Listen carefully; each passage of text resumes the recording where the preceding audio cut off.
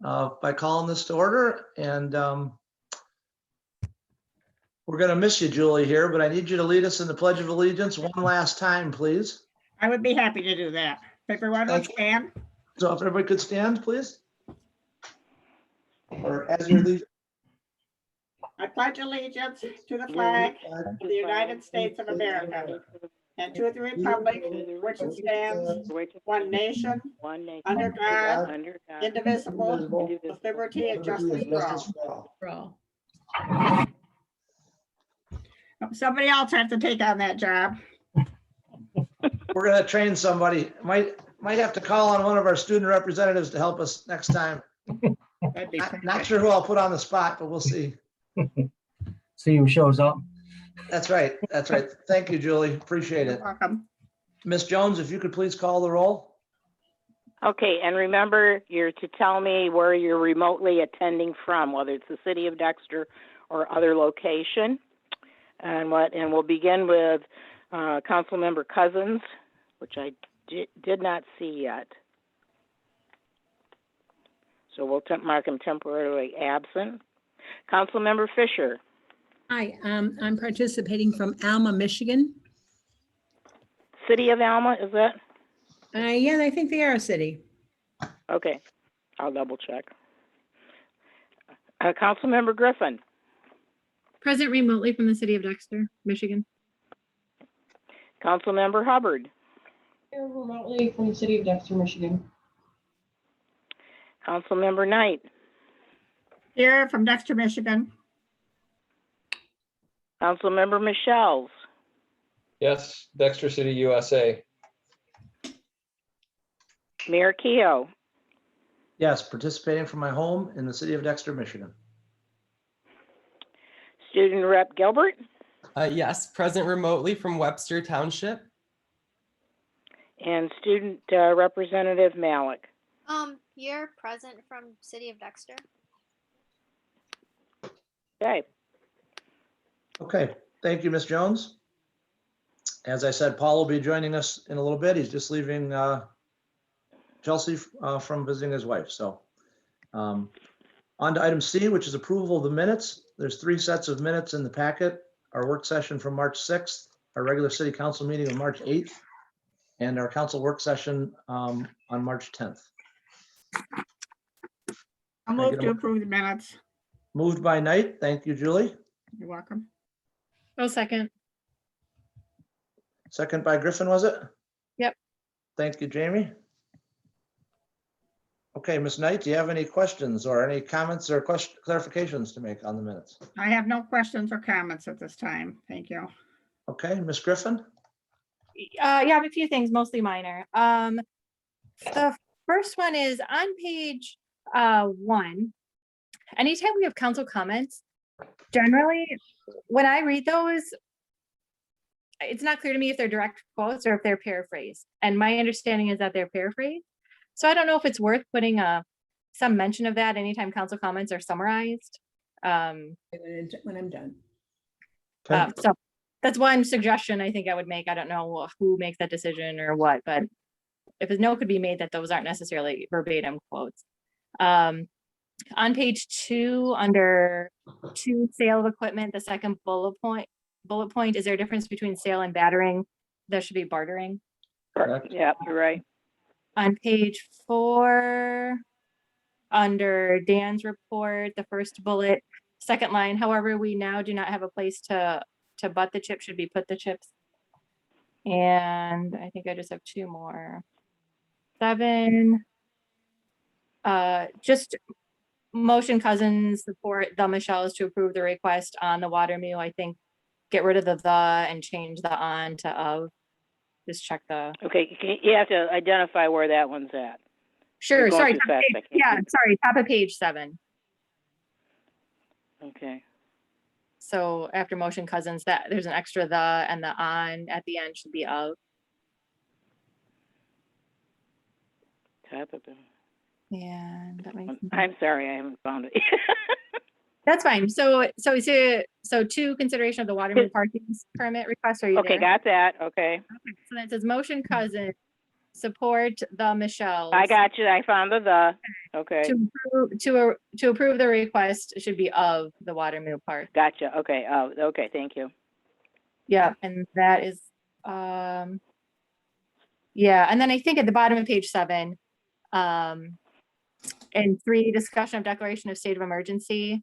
The third line, if another state of emergency is declared, the date can be extended possibly to the end of the year. Possible should be Should possible. be possibly, yeah. Okay. That's all I had. Thank you. Thanks, Jamie. All good comments. Other council member comments on the meeting minutes? Alex, I see your hands up. Yeah, I have a really quick one on page 1 under item D, where it says Mr. Breyer gave an explanation of how public input. Should public in that sense be capitalized? Great question. I don't know the answer. Could go either way, I think. Probably lowercase. Yeah, that's what I'm thinking. Okay. Okay. We can fix it. Okay. Any other members of council have any comments? Yep. I got one. Okay, Zach, go ahead. I don't have the hand up. Page 11. It's the title. It says Virtual City Council Goal Setting Work Session. And it was not a goal setting work session on that date. It was just the workshop. So the title. Or just a work session or what? Yeah, well, or Correct. X goal setting. Mhm. Got it.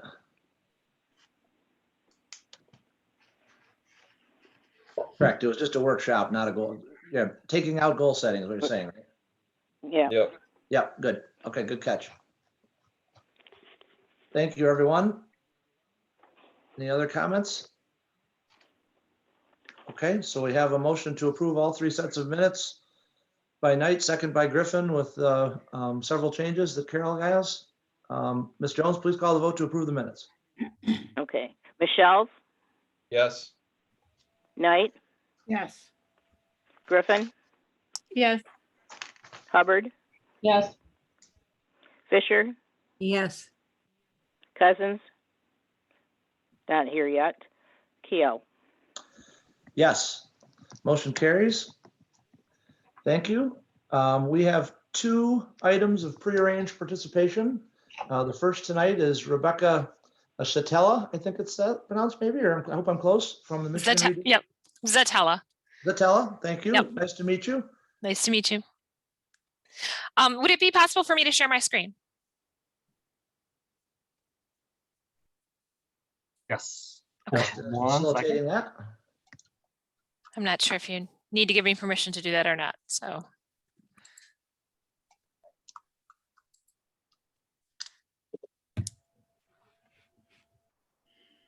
We have the 4 pages or 5 pages that you provided for the packet. Yes, I Alright. saw that it was in there, yes. Okay, go ahead and try sharing your screen. Okay. All right. All right, can everybody see that? Yes. Yes. Okay, so first of all, good evening. My name is Rebecca Zatella. I am a member of the Michigan Independent Citizens Redistricting Commission. It's also known as the MICRC. I reside in Canton, Michigan. I'd like to recognize Mayor Kehoe and members of the City Council for providing me with this opportunity to speak with you. I'd also like to thank Justin Breyer for arranging for me to present tonight. I appreciate that. So the Michigan Independent Citizens Redistricting Commission was formed as a result of a ballot initiative, Proposal 2, that passed in 2018.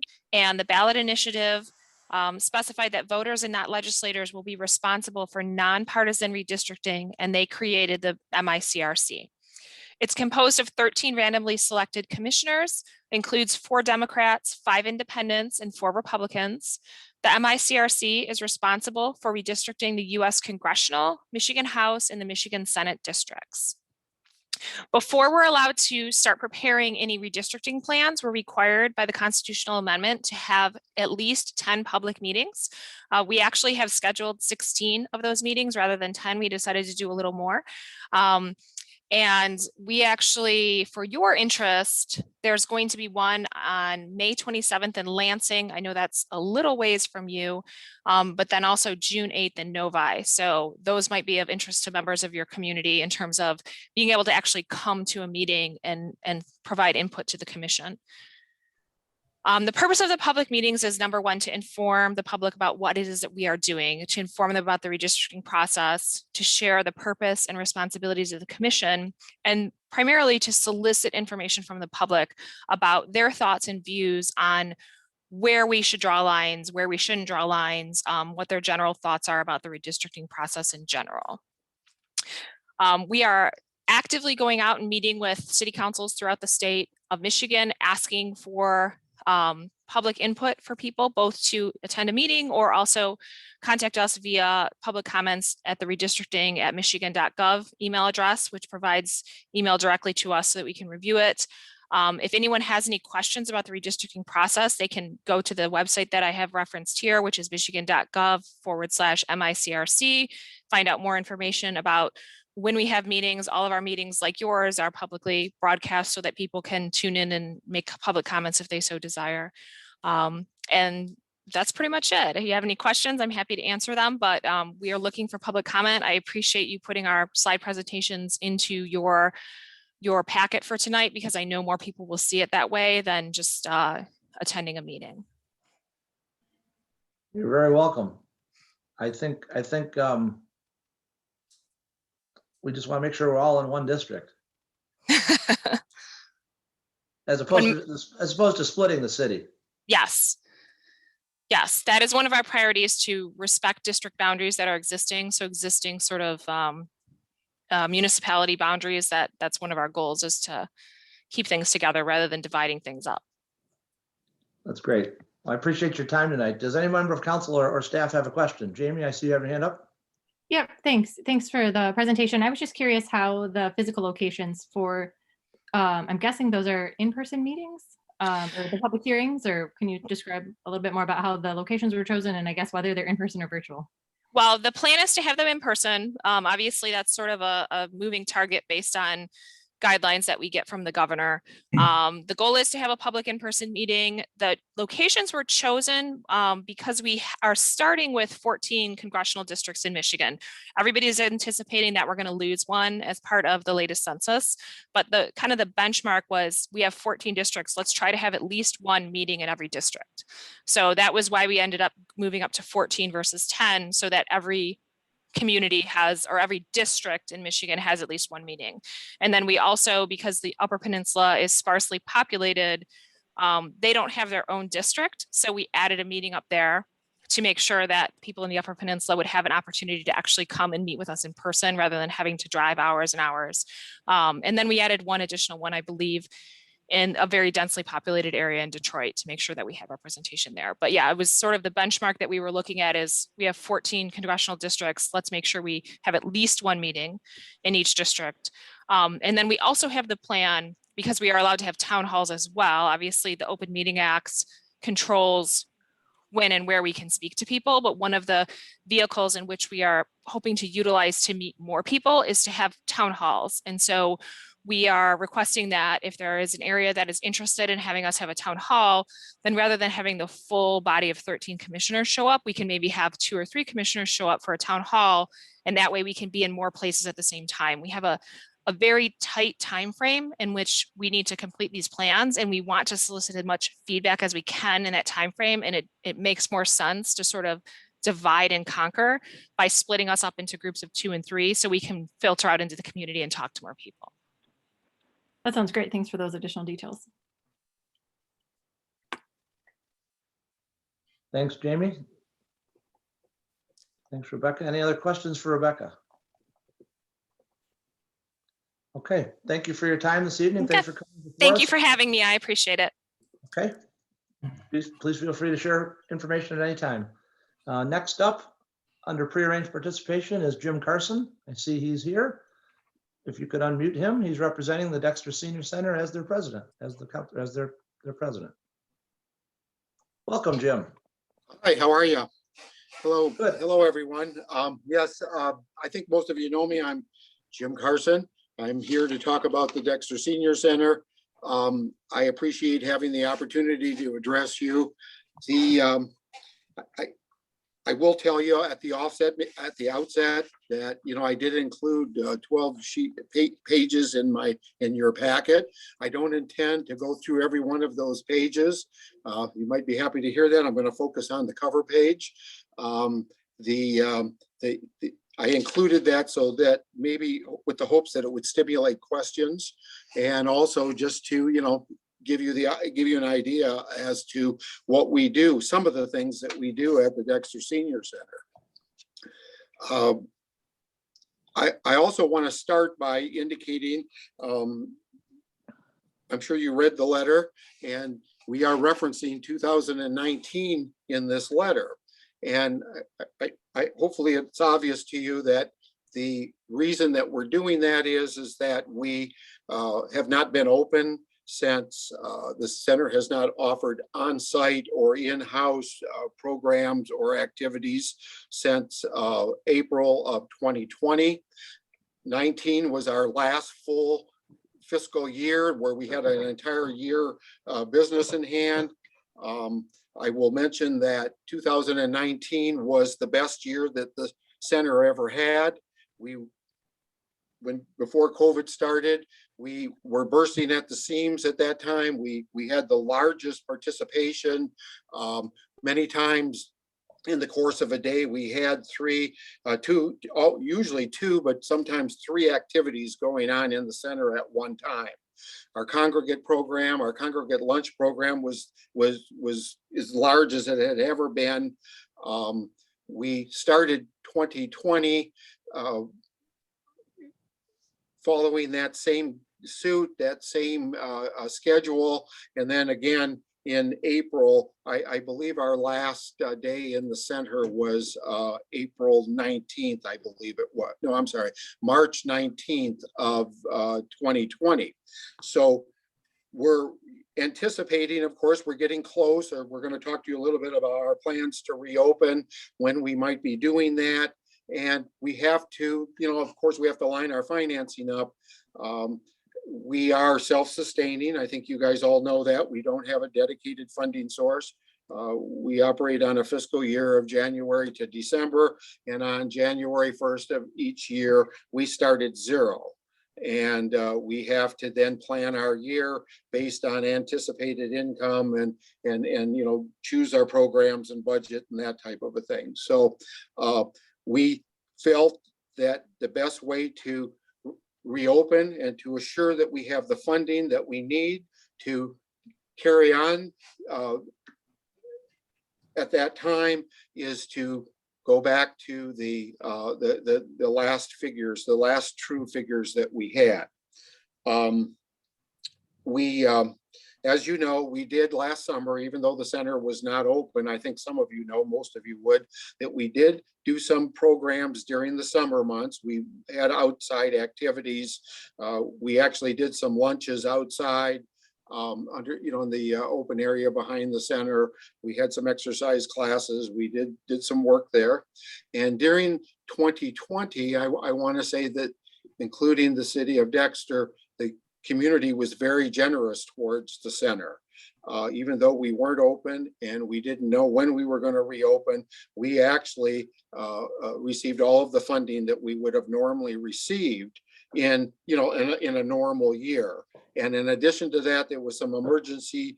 We started an emergency fund, and many organizations and residents participated in that, which allowed us to keep our spot, to stay in our spot, to build up a reserve, and to be able to continue to focus on, again, what that reopening date may be.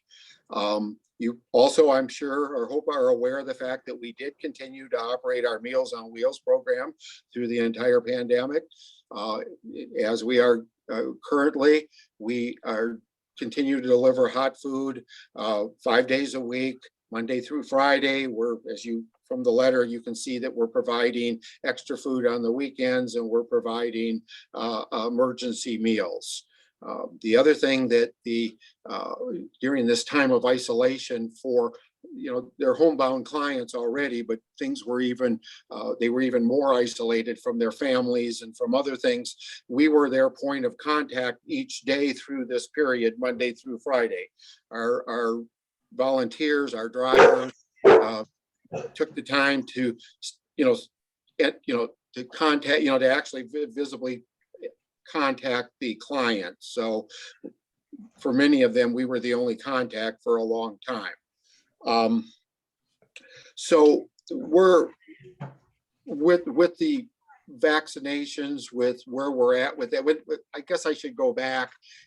When we started 2021 last December, we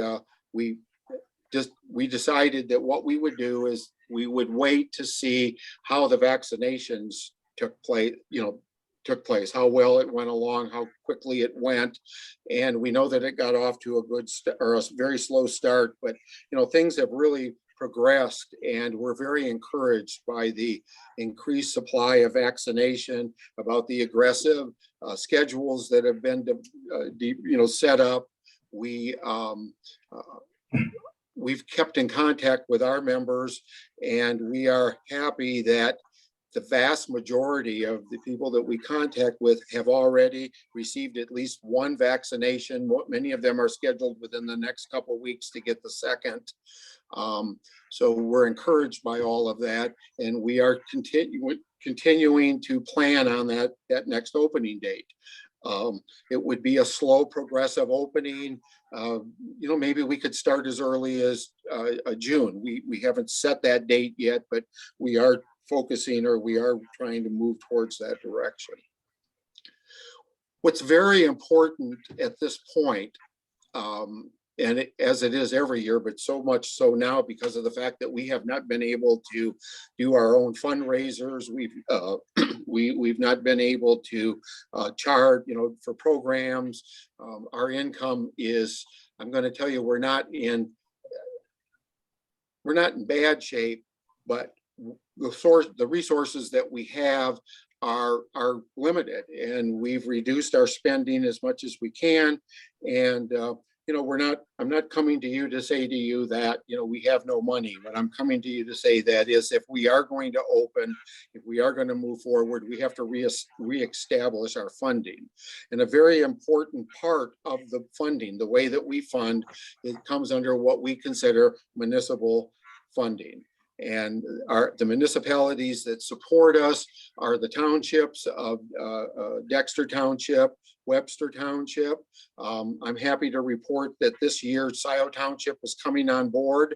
We've been in discussion with them. We've worked with them.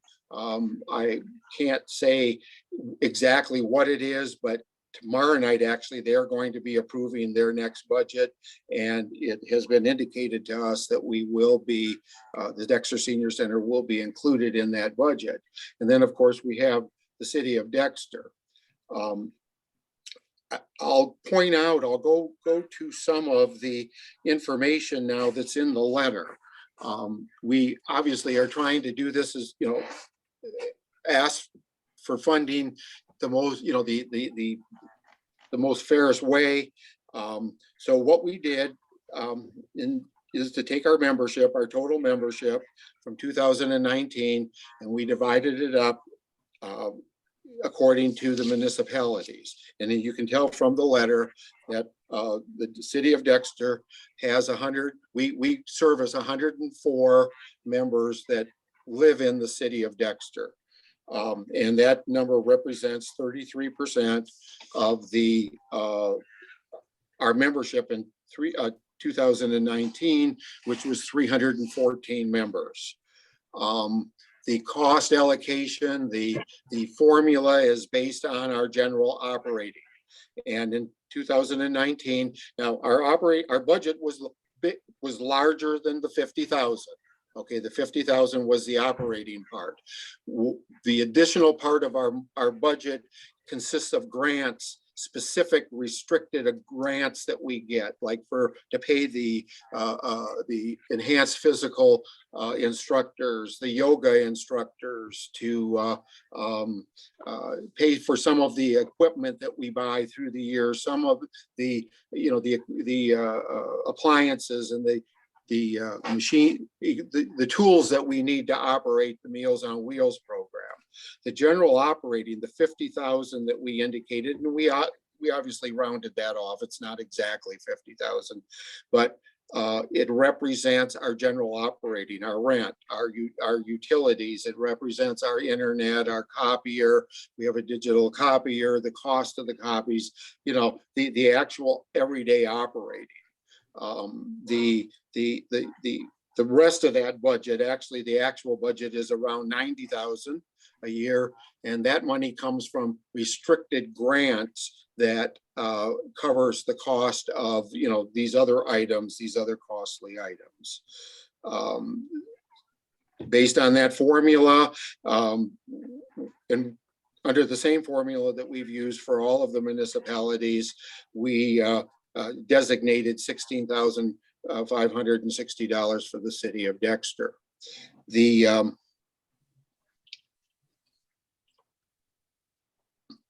Okay, so I know how the budget process works. I know how you're doing this. I've done this, as you know, and it's up to you what you do with this.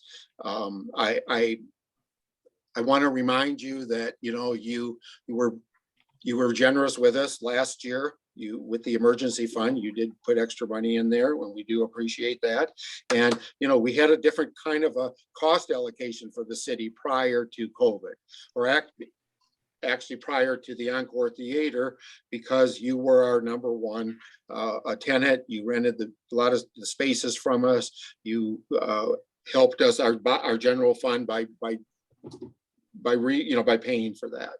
So we're asking you now to consider a cost allocation, which is similar to what we've been getting from the other municipalities in the area.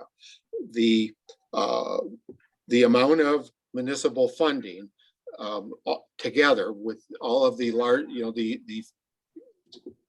the agencies, totals about $40,000. So that's not even covering, we're not even asking, we appreciate the fact that we have to cover, be a partner. This is a community solution here. And our contribution would be about 10,000 of the 50. But so, I guess I'd like to open this up to questions, comments, opinions. I'm here to answer any questions that you have. The letter states, what we are asking for. And I'm prepared, if I can now or in the future, to, provide you with the information to help you with that decision. Jim, thanks. One question I have, so the $16,560 that you're requesting from the city, if we were to do that, how would you like it paid? Quarterly? What was your preference? Quarterly, one time, monthly? What is your? Whatever way fits the way that, whatever way the city would like to handle it. We're into the fiscal year. We're into the fiscal year now. This is March, yep. And it would just any formula between now and the end of the year. Okay, well, I think we will definitely include it in our budget discussions, and I think maybe even sooner than that would be my kind of intuitive guess here. But so a quarterly payment, if we were to do this, of roughly 4,000, whatever that is, $140 would be fine. Yes, that would be fine, John. Really, yep. Okay. Let me stop talking to other council members. Do we have any questions for Mr. Carson this evening? Ms. Knight. Yes, Jim, is there a budget somewhere included in your packet here? I'm sorry, what? Budget? I'm sorry, Julie. Did you include the actual budget in your packet? Not to you, no. I didn't think I was seeing anything, so thank you. Oh. If you would like to see that, I could send you a copy of 2019 budget or the 220 budget, whatever you'd like. I think that'd be helpful, yes. Yeah, all right. I'll see that Justin gets that in the morning. Thank you. I've not provided it to the township, so I did, this is the same packet I provided everyone, so. And Julie, that's why the letter said that if you wanted to see something for the meeting, I would have been very happy to provide anything. So, yes, I'll see that Justin gets that tomorrow. Thank you. Ms. Griffin. Yep, thanks. Thanks, Jim, for all these details. I think I probably have just more general comments for, I suppose, future consideration that maybe staff could pull together. Because my understanding is that we were already contributing $1,000 a year anyways, plus whatever we were paying towards the use of the senior center for the use of the public meeting space. So knowing what that number was, I think would be helpful. And then another number that I also thought was interesting is in our packet, which was just the amount we put forth towards the social district, which between the DDA and the city was right around $16,000. So I would just want to say that, generally I'm supportive of, the city being involved. My guess is many other people here on the call are. So whatever needs to happen for us to make that an official consideration item, I'm happy to do that. Okay, so just to you would like to see the figure of what the actual rent was in 2019? We know what that is, Jim, unless you know it off the top of your head, we have it. Well, I know that gets in your budget or your past budget. I know. Yes, It was usually between $7,000 and $9,000. that's correct. Okay. Plus the $1,000. Yes. Yes. Thank you. Zach? Yep, I just wanted to make this pop here, and so that everyone is very clear on this, that the money requested is consistent with what is requested and provided by the two townships to our north. Is that correct? Yes, it is. And it looks as an increase from our books, but that's because the way we paid you, as you mentioned, was different in the past, where we had one set thing and then we rented from you. So we're not renting from you anymore. So this is kind of right sizing our contribution. Does that sound fair? Yes, sir. All Thank right, you. I'm all set. Thank you. Thanks, Zach. Any other comments or questions from council? Paul's got his Okay. pencil up. Oh, Everybody I'm see- sorry, Paul. Can you see it? Welcome. Yep, Yeah. I just saw that you joined too. Yep, Yeah, go ahead, thank you. please. Thank you, yeah. So Jim, Zach mentioned the townships to the north. How about the township to the south? What did they contribute in the past? You're talking about SIO? Well, that's the only one south of us, so I guess that's it. All right. I do know that, Paul. I just want to make sure. Hey, Right. you In the guys have to past, behave, come on. In the past, we have not gotten any contribution from Scioto Township. We service, and we've averaged around 40 to 43 members out of Scioto Township, the actual township. The new administration, their new, I guess you're gonna call it council, I'll call it council, I don't know, their board of trustees, I guess is what the township said. There's been a complete change with the town, with that new board. We've discussed the same information with you. Actually, I went into considerably more detail with them because they weren't that familiar with us, like you guys are. I didn't want to spend a lot of time with the little things that you already knew. And, it was very welcoming that, they were interested in learning and they've participated.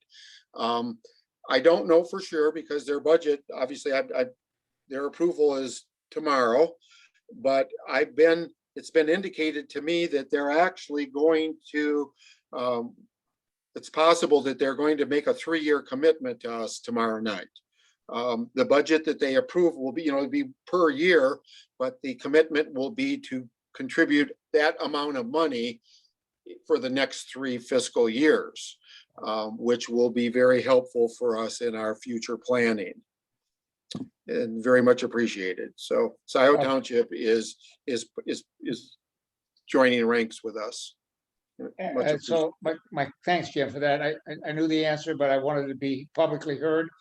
The other point I want to make is that you've heard me say more than once that that we in this community, Dexter City, contributes our fair share or more, and others have not. And I think this is a big step forward in having everybody understand that they have a role in the responsibility to the senior citizens in the area. And I think it's just great that they are willing to step forward now. The other townships are, and I think it's a big step forward. The other question I had is that if there was a change in numbers, in other words, if all of a sudden Sal said, well, this is a real good deal, and now we're going to have 80 people there, is that going to be a change, or is that just, we're just going to write it out for 3 years and then change it to see how that's going to happen in the future? They will allow a review each year of the numbers. Thank you, and I hope that we do as well. Thank you. Thanks for your time and your presentation. Thank you. Thank you, Paul. Thanks, Paul.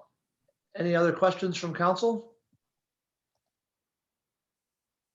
Okay, I'll make sure that we talk to Justin. We'll get a consideration item on one of the next couple agendas to see if we want to take this up to start before we officially get into our budget, or if we just want to carry it into that. But I'll get an item on the agenda for that with Justin. So, okay, and Sean, can I make one other comment? I think we're done, but I'd like to just add one other thing here, okay? Yeah. Over the years, you know, we talked about our funding, and we explained that we are self-sufficient. Going forward, you know, I want you to know that we recognize, and I know that many of our partners recognize, that this is what we're doing tonight, the way we've been doing this going forward. It's not a sustainable way to fund a senior center or a community center or a group of residents, you know, a center for a group of residents that is so important as the seniors.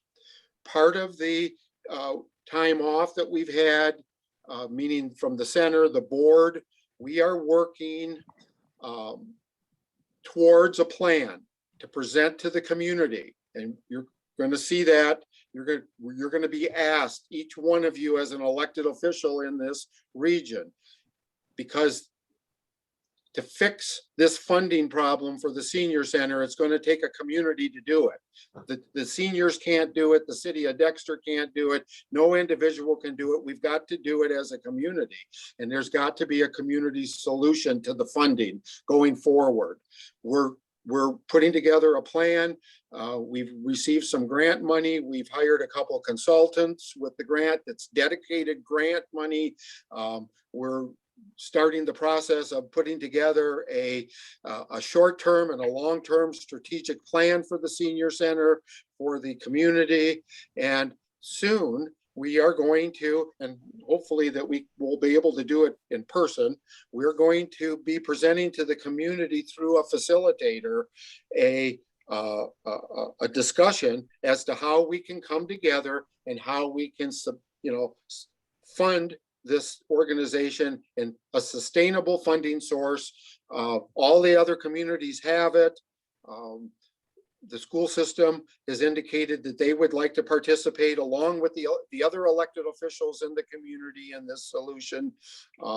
We thank you for your support in the past and whatever you do in the future. And we're going to be looking forward to hearing from you when we get into those public and those community discussions. So again, thank you very much. You can contact me. You can get anything you need, call the center. I am there every day, not all day, but we continue to open our doors, and we want to open it to our membership as soon as we can. Thank you very much. Thanks, Jim, for all the information you've provided tonight. Appreciate it very much. Good to see you. Yes, thank you. Okay. Excellent presentation. Two of them. We're down to item E on the agenda. We do have a full agenda tonight. Is there a motion from a board member or council member to approve the agenda, please? I'll move we approve the agenda as presented. Thanks, Ms. Fisher. Is there a second? I'll second. Second by Knight. Thank you. Any discussion on the agenda? Ms. Griffin? Yep, I know we've talked about it in the past. I didn't know if tonight is a good time to add in any just conflict of interest disclosures for items to be considered on the agenda. People would be amenable to that. Yeah, let's get in the habit. If anybody has one that they anticipate, please speak now. That'd be great to let us know.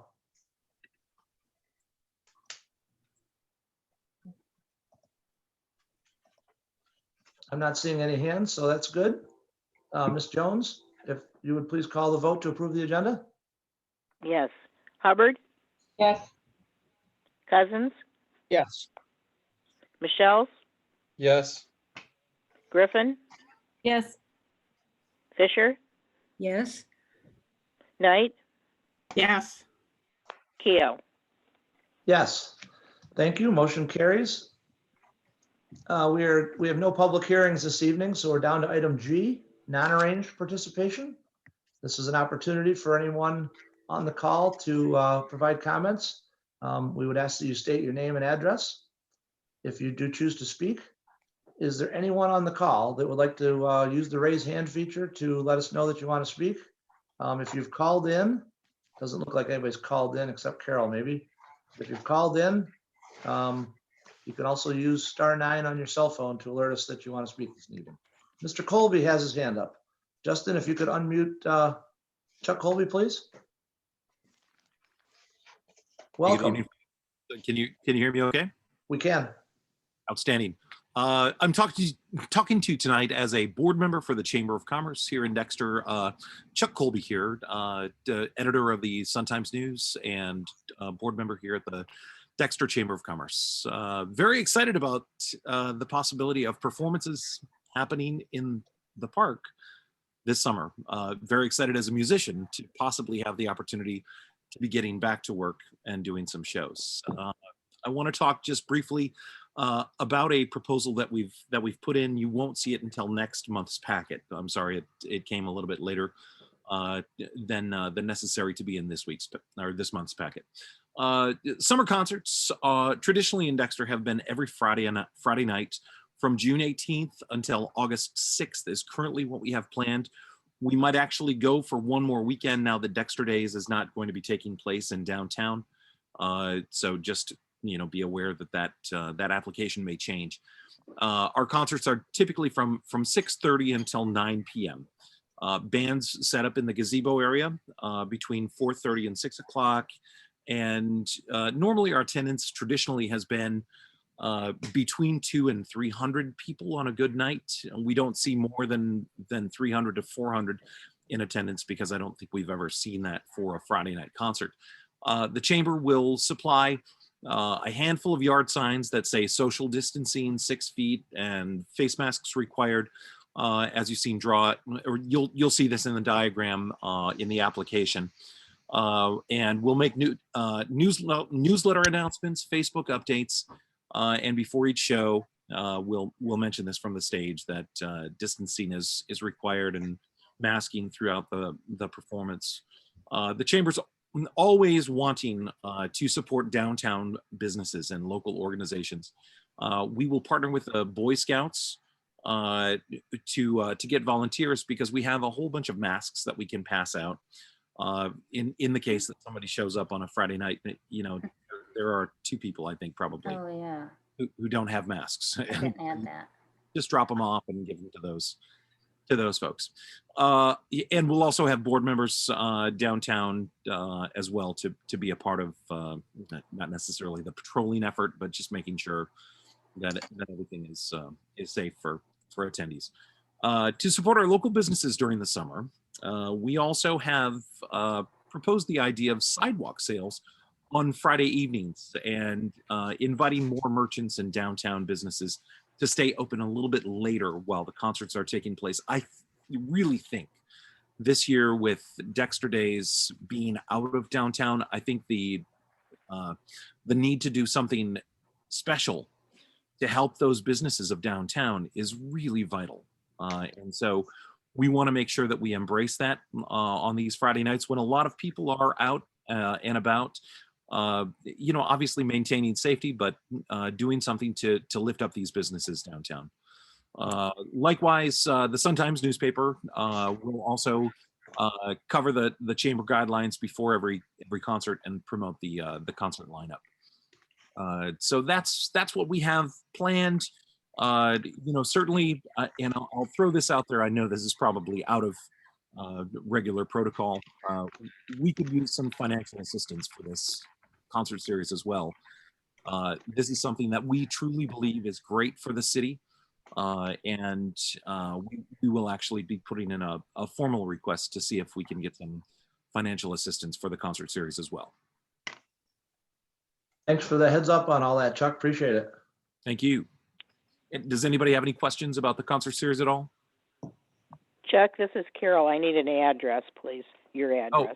Oh, my address. You can send it to P.O. Box 1, Dexter. Well, I just, okay, this is just what we always ask for anybody speaking to get, usually it's a residence address. I don't know if that's what you want to provide. Yeah, just a normal resident address, Chuck, please.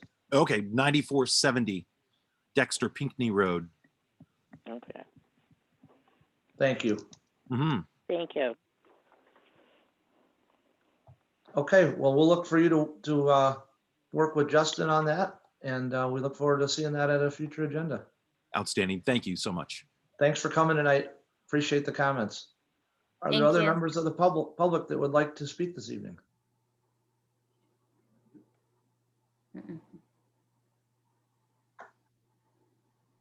Okay, I'm not seeing any.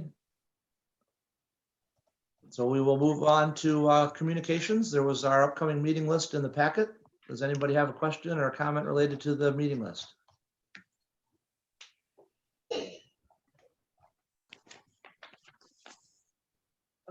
Jamie, please. Yep, are we making the work session not tentative for Saturday? I actually think that we're going to move it from, I had a conversation with Justin today, and with Marie being out of town, he needs her input on some things that would be part of that discussion before they're put into a packet. So I don't think there's going to be anything on the 27th. Okay, thank you.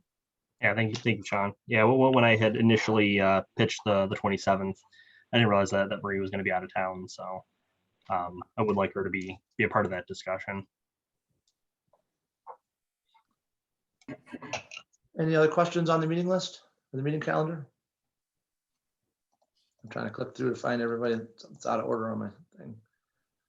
Okay, seeing none, we'll go down to reports. Our first report tonight is from our Public Services Superintendent, Dan Schlaff. How are you? Good evening, everybody. Hopefully everybody got out today and enjoyed a little bit of today's nice weather. I provide you with a 2-week report. I would like to start with 3 updates that I have. We did find a home for the wood chips. It's right outside the wastewater gate at 8360 Huron Street.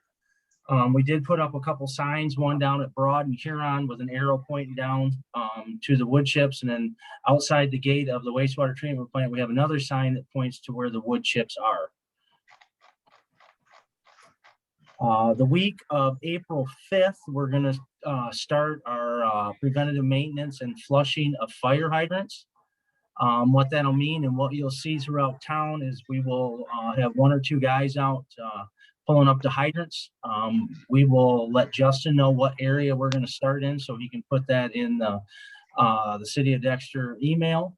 And they'll be putting quite a bit of water on the ground to try to get all the rust or not rust, but minerals and calcium and stuff out of the hydrants themselves. And then also they'll operate every hydrant to make sure they're operating the right way. It usually takes about a month depending on weather and how much, if we run into any complications down here with water or wastewater operations. Any questions on either one of those? No, sounds good, Dan. My last update, I had a meeting today with Vertiter and Phoenix. They're 2 contractors working at Hilltop Apartments for Avalon. The meeting today was looking forward. We've got a lot of work that we need to do on the city garden before it opens. Today, we marked out where we're going to put the new proposed driveway. If you go up there on Dan Hoy Road, they're going to have the matting down where they just finished grade. And we left a spot open to where we're going to put a culvert and a driveway in. Also, right behind the ditch line there, We marked out an area, a parking area that we're gonna either put millings, I haven't talked to Justin about this, or gravel down for a parking area for that. We talked to them about, the water line that's going to come in that we're gonna have to hook up to put some hydrants out for the city garden. So we got some measurements on that, so we can order the materials to do that. Any questions on the city garden Avalon project? Also, they did their first bacteria sample on the water main that's been installed. We'll know tomorrow whether the first bacteria sample passes. We need 2 consecutive that pass before they can put the water main into service. Dan, it looks like Paul has a question. And then when I was up there, when the first plowing got done, it looked like they didn't really square things off very well. Is that Okay. what you're talking about? And then are you talking about then also the process of fencing, and has that been solved with for small animals as well as the larger ones? I haven't talked specifically with Kurt about the fencing. We did talk to the 2 contractors. They need to get that dirt back. There's gonna be an elevation change from the project down to the city garden. So we gotta have room to put that fence in, but I can follow up next council meeting. I'm guessing it's gonna be the same kind of fence that was up there last year. Similar, did that work for the garden, or did that not work? Did the animals still get through it? The answer is yes, it worked when we put in the smaller wire as well, okay? And and we still have some of that. It may take, there may be some need to fill in, but we do have some of that wire to put in there. But when I guess when I was talking about it looked like the fellow that did the plowing there didn't really square things off. He just kind of swooped it, and where he could have easily made it better, done everything there. And he is coming back to do a second or third run through of that. Is right. There's always at least, we've had 2, but with the new garden, the first time, I think we actually had 3 runs through. Okay. I know that, Justin, if you could help me, Kurt met with somebody on Friday to walk the site, and I can't remember her name, or Olga. Olga, right. So I know Kurt had met with Olga on Friday, and they went over a lot of different details, but that wasn't brought up to me today at the meeting that I had. Kurt was also there at that meeting. So But you want me to talk to Kurt or to Olga, or who do you want me to talk to? I will follow up with Kurt, and Kurt can talk to Olga to see, the fencing, and if we're gonna square off, and how many more times you guys are gonna come back to discuss the Gotcha. city card. Okay, I can do that. Thanks, Dan, for your help. That's all the updates I have. Is there any questions on my report? Jamie. Thanks. Hi, Dan. In the wastewater update, the 4th bullet on page 36, you mentioned a staff discussion about the accessory dwelling units and the possible impact on the wastewater treatment plant capacity. I don't know if you could, a couple sentence summary of that discussion. And then I'm just wondering, super long-term, what are the remedies if the wastewater treatment plant gets to capacity? Is it expansion of the wastewater treatment plant, or what does that look like, if you can speak to that? Well, my first question was, how many properties do we have that can have an auxiliary dwelling?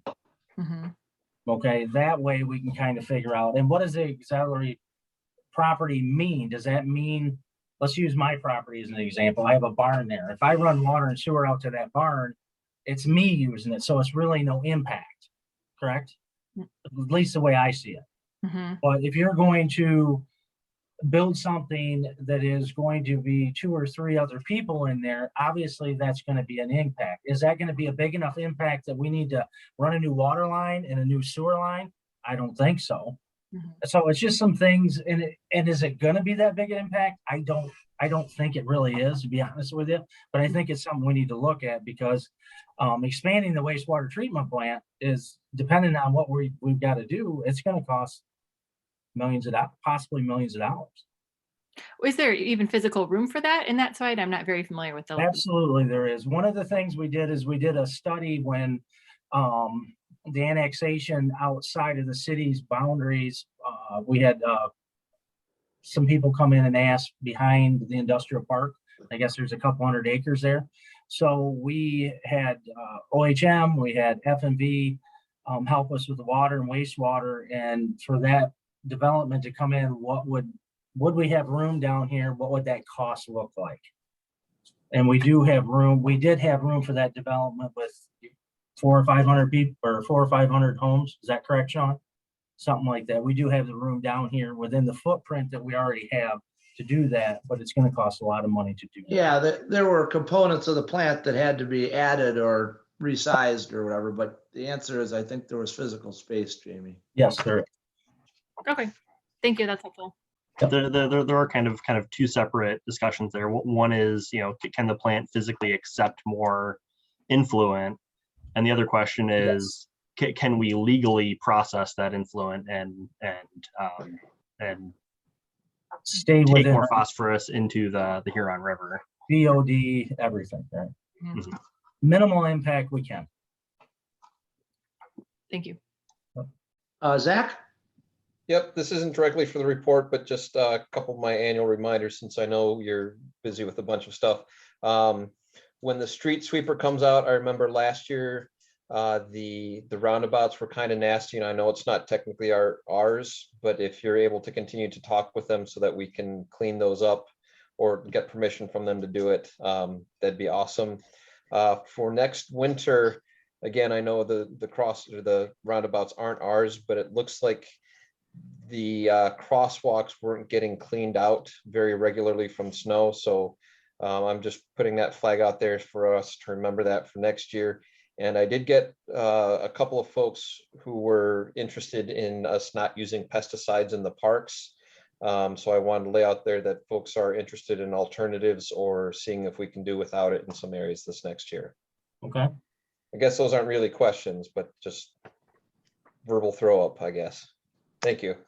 I'm done. Okay, thanks, Zach. Dan, I wanted to just make a comment. I noticed in Mill Creek Park today at the outlet from the small drain that comes from Main Street down through the park, some of our larger stones that were placed during the development of the park seem to have sloughed down into the creek a little bit. They've become dislodged. I'm not sure there's anything you or one person can necessarily do about it, but it might be worth taking a look. Okay. I can do that. Thank you. Yep, thank you for your good report. Any other comments for Dan before we let him go here? I'm not seeing anybody waving a hand. I'm not seeing anybody. Okay. Okay, next up is our Community Development Manager. Michelle, welcome. Or Mike, whoever's giving the report. Okay. I will tonight. Michelle, are you or? In the comments, Michelle said that she does not have any verbal updates, but if you have any questions, she's happy to take them. Okay, let's see if some hands go up then on any of the topics there. Jamie. Yep, I have a question. Hi, Michelle and Mike, for the DDA updates on page 39. So that's letter E.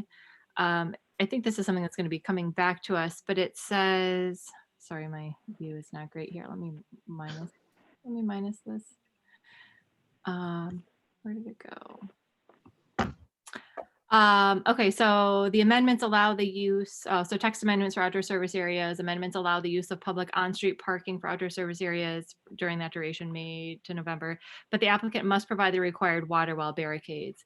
And then later on, I think there's a, question that might be coming back to council of, do we want to take some of our leftover money and potentially help with the payment of barricades, is my understanding of that. So I guess I was sort of looking for clarity because I didn't know, I guess, how to interpret the applicant must provide the required water well barricades. It just means they have to have some. It doesn't matter who pays for them, or it seemed inconsistent to me.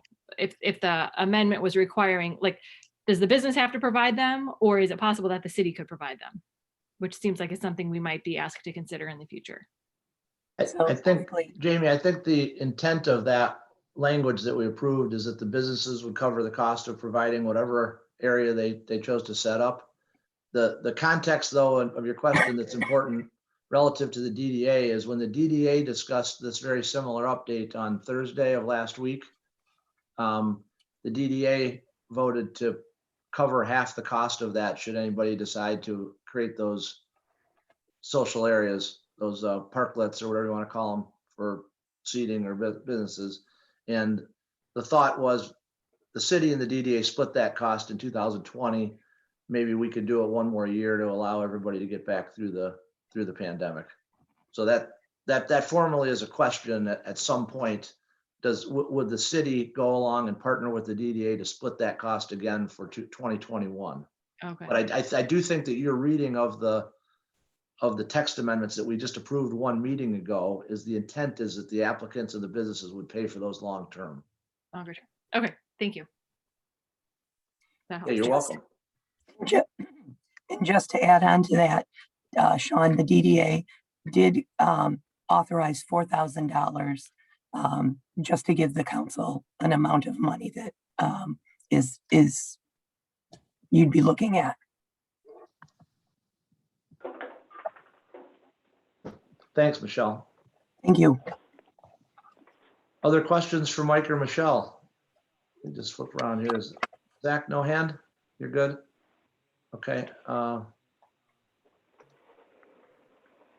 Okay, it looks like you guys had a very thorough report tonight because nobody has any questions for you. So that's good. Other than Good David. job, David, good job. so. Okay, or maybe they want to watch the basketball game. Yeah. Perhaps. Okay, so next up in the packet is the county sheriff office report. Dustin, can you advance the agenda, please? Thank you. Thanks, Justin. Yeah, so next up is the written sheriff report on page 47 and 48 of the packet. Are there any questions from council on that? Okay, seeing none, we'll jump down to the city manager report. Justin? All right, so Chuck and Quayla beat me to one of my updates. At the end of this week, the Parks and Recreation Commission is looking to do a modified Easter egg hunt.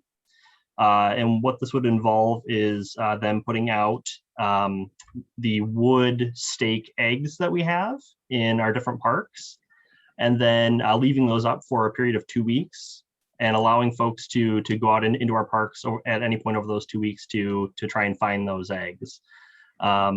It's kind of a fun thing that a neat modification that Parks and Rec was able to come up with, rather than bringing everyone down to Community Park all at once and having our usual scramble. PlantWise is looking to do a burn of our rain gardens along Jeffords tomorrow evening. They're targeting 6 p.m. tomorrow. And so that'll go out in an email update here shortly, either tonight after the meeting or early tomorrow morning. I spoke with Julia Roberts from WAVE this afternoon, and she's interested in coming to your next city council meeting to give a short presentation on WAVE services and what they're looking to do for the upcoming year.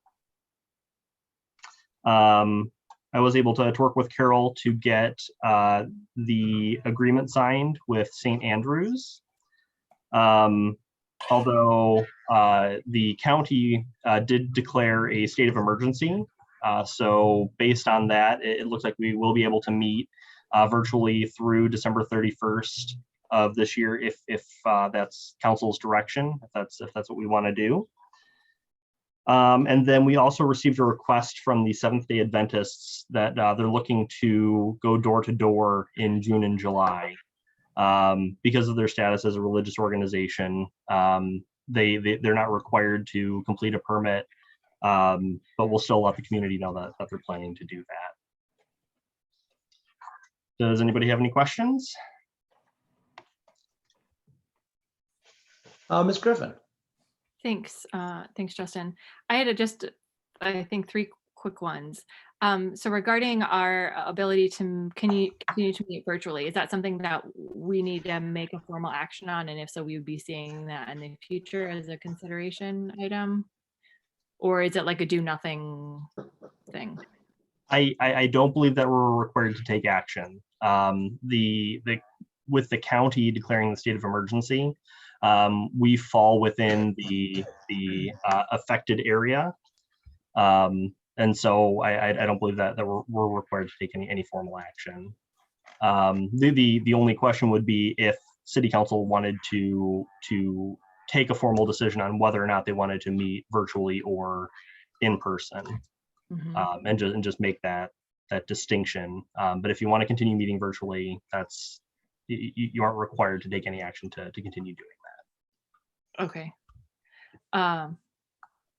I think I don't know. I think it would be quick enough to add it. I guess you guys can decide if it makes sense to add it to an agenda, just so we've been on record saying what our plan is. Maybe, I don't know. I did ask for some estimates of utilities currently paid by the city. This I'm referencing page 55, where there's some estimates for the 3515 Broad location. I was just looking for some comparative estimates. What is the city currently paying? And so thanks for providing that. I haven't necessarily digested it yet. I think one thing I'm looking at there is just generally like, as a package deal, what is our total sum of monthly expenditures for all things related to city offices, meeting spaces, utilities, et cetera, and how would we contrast that to 3515 Broad? So that's sort of what I would be working towards. And then on 59, page 59, I think, mentioning, is it 59? Anyways, at some point you mentioned where you would post the application for the next city council position. And I think in one spot it's mentioned the winter newsletter, in one spot, or the winter newsletter is coming out soon in March, but then you'd mentioned it would be in the spring newsletter. And my guess is it's one and the same. And so that is going out in whichever newsletter is going out soon. Correct. At this point, it would be the same. And I'm looking to get out the newsletter as quickly as possible. I'm trying to have it over to the printer here in the next couple of days, okay, so that it'll get mailed out by the end of the week or very early next week. Okay, great. Those are all my questions. Thank you.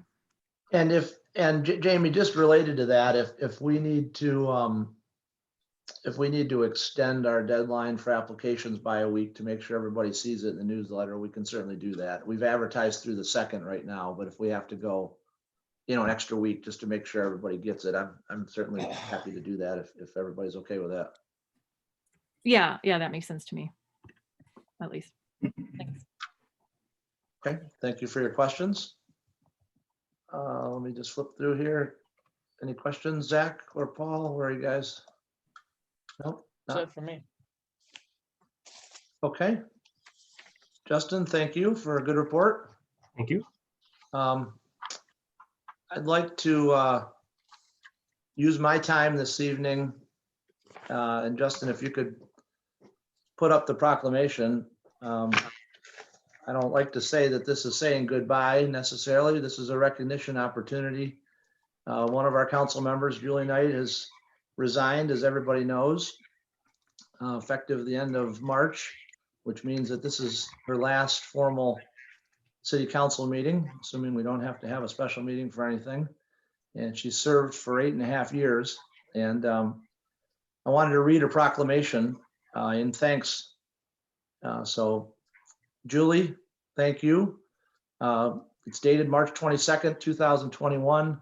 Whereas Julie Knight was first elected to serve the village of Dexter in 2012 as a trustee and served as village trustee / city council member from November 2012 to March of 2021. And whereas Councilmember Knight, along with her service on the village / city council, has also participated in and or led several council committees in the past, including Parks and Recreation, Farmers Market, the Community Garden Oversight, and our Facilities Committee. And whereas Councilmember Knight has further demonstrated her commitment to the community through active participation with the Dexter Chamber of Commerce and the Dexter Days Committee. And whereas Councilmember Knight has been a lifelong Dexter resident, obviously previously serving in other communities prior to this, Dexter Township. Now therefore be it resolved that the Dexter City Council does hereby proclaim its thanks and appreciation to Julie for her years of service to the citizens and the community of Dexter. Julie, thanks a lot. I apologize I didn't get that in the packet, but I'm putting it on the screen, and since we're recording, it's forever memorialized for you, and we wish you all the best. Thank you very much. Thank you. Very nice. I did offer a written report in the packet. Not sure there's much there. I was calling attention to the potential tentative workshop on the 27th, but that's going to be moved to another weekend or to maybe a Wednesday. We tend to transition to Wednesdays in April, at least we have in the past, to do budget workshops as we approach them. So that staffing needs, succession planning might evolve as we roll into that. I'm pleased to announce that I believe we have a date of April 2nd in the morning for Paul and Zach and Marie and I to look at the applications that have come in for the city manager position. So we'll be meeting for an hour and a half or whatever it takes there a little bit on that morning. And thanks to Marie for helping get that organized. And last but not least, want to let you all know that on Friday I get dose 1 of my COVID vaccine. So I'm excited to be on the list of those that are going to be getting one. So does anybody have any questions for me on anything? Yeah, does your wife get one too? So not yet. My wife is the young lady of the house. She's only 49, Paul. Oh, Okay. So not yet, although it's rumored that Ohio's limit is 40 and older. So maybe she'll look a little early. good. Jamie? Yep, thanks. I'm not quite sure when it makes sense, I don't think now necessarily to get in the conversation about our future plans for permits for events. Chuck Colby was here talking about the, potential music in the park. We're going to be considering the high school graduation parade. I don't, we all saw that Dexter Days withdrew their permit, and I don't know that we need to go into the details around that. I don't necessarily know them. I would like to have maybe a more general conversation about our plans for permitting events moving forward, and whether it maybe particularly related to what we specifically ask for on the permit form. For example, if we want people to have a visual diagram, I think it would make sense to explicitly put that on the form. And other things like that. I don't know if there's an opportunity in the future, if we can have this as a discussion item, just so that we can set better expectations for people who are going to be coming to us and asking for permission to use parks and have roads closed for events.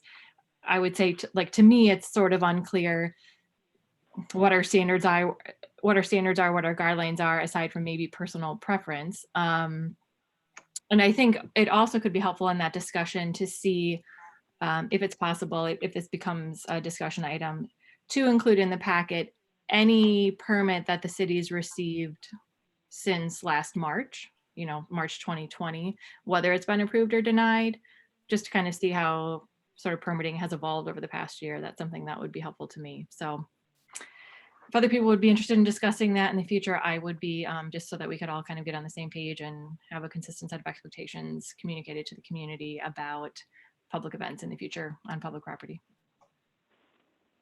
Yeah, sure. I don't have any problem with that at all, Jamie.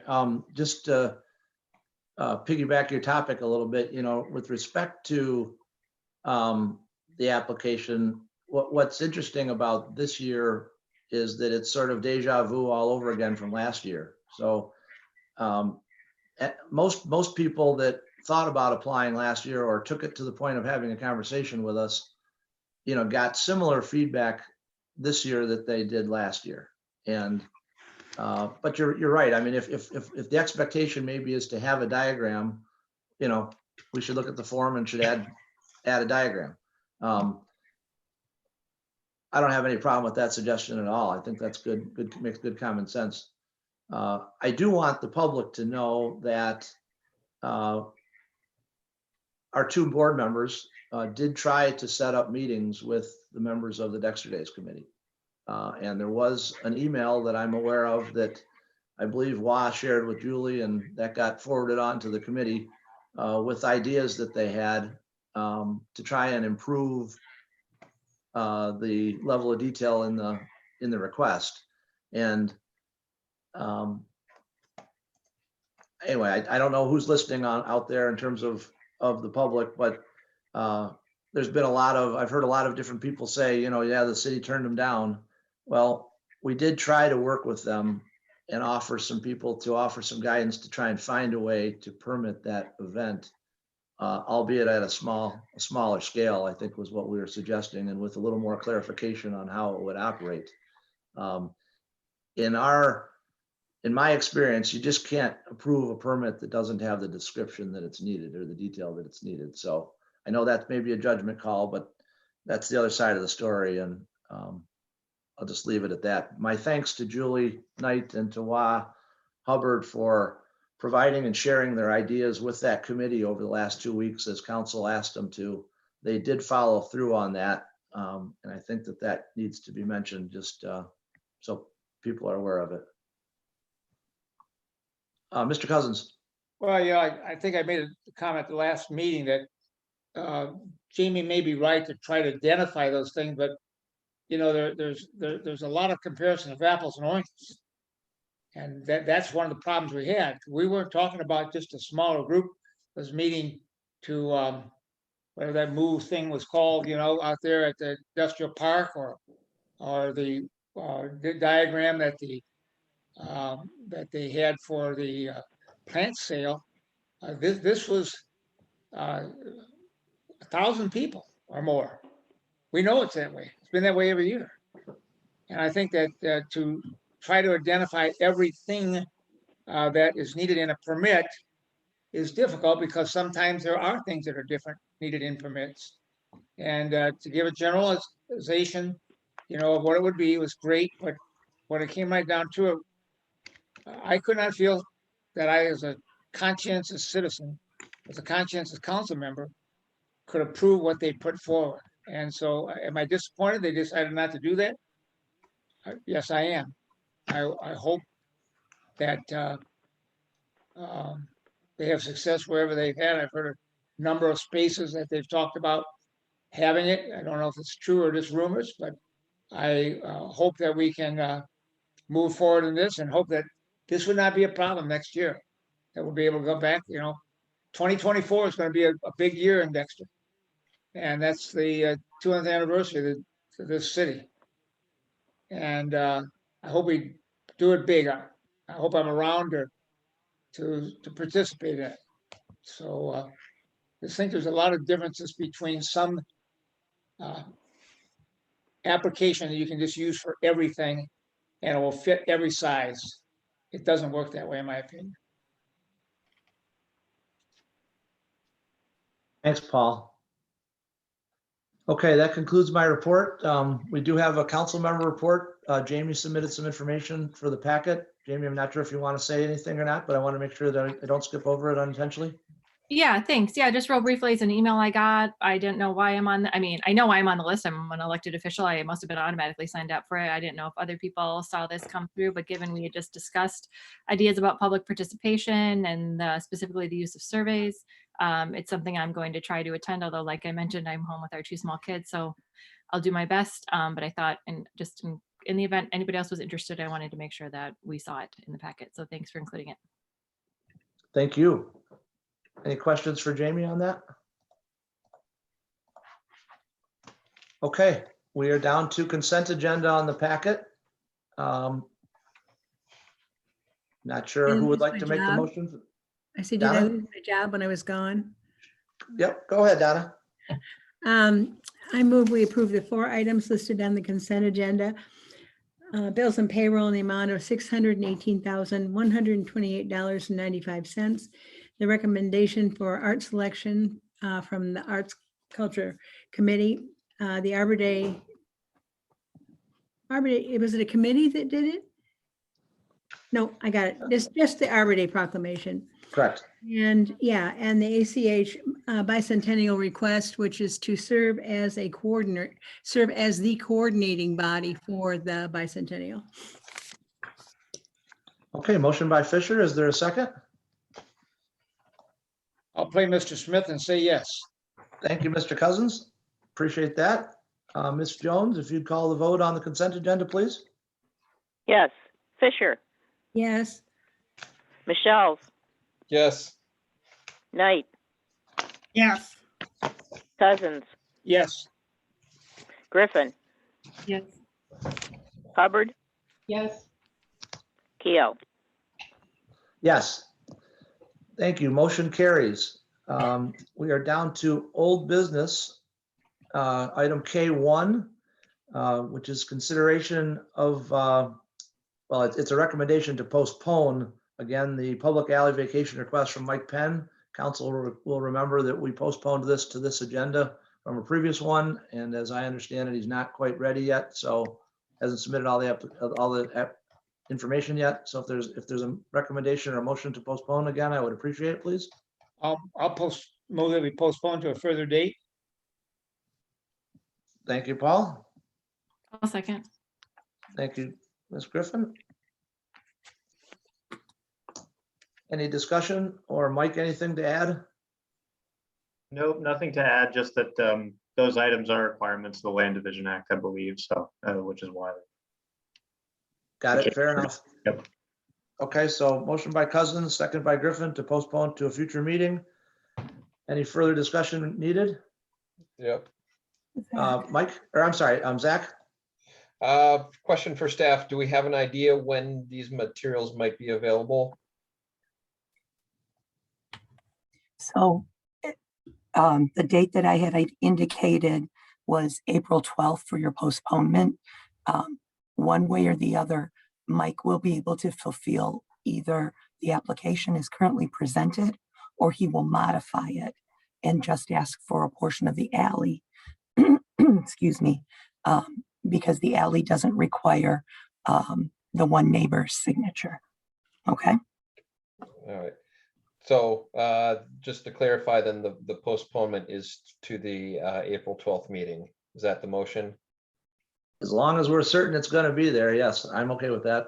If that's what Cousins wants to make. Yeah, I can live with that. Okay, Jamie, you okay with that? Yep. Okay, so yes, the motion is been clarified to the April 12th meeting. Any further discussion? Thank you. Okay, Ms. Jones, please call the vote to approve the motion to postpone. Okay, Griffin, Yes. Michelle, Yes. Fisher, yes, Hubbard, Yes. Knight, Yes. Cousins, Yes. Keo. Yes. Thank you, everyone. Motion carries. We're now down to the new business portion of our agenda. New business item L1 is consideration of the high school seniors processional. I'll Make move that that. motion. I'm hearing Michelle's and then Fisher. Was that correct? Yeah, well, I didn't hear Zach, so I'll back up here. All right, so I'm going to do motion by Michelle, second by Fisher, if that's okay. That's fine. And that's to approve the approval of the Processional. high school vehicle processional for May 23rd.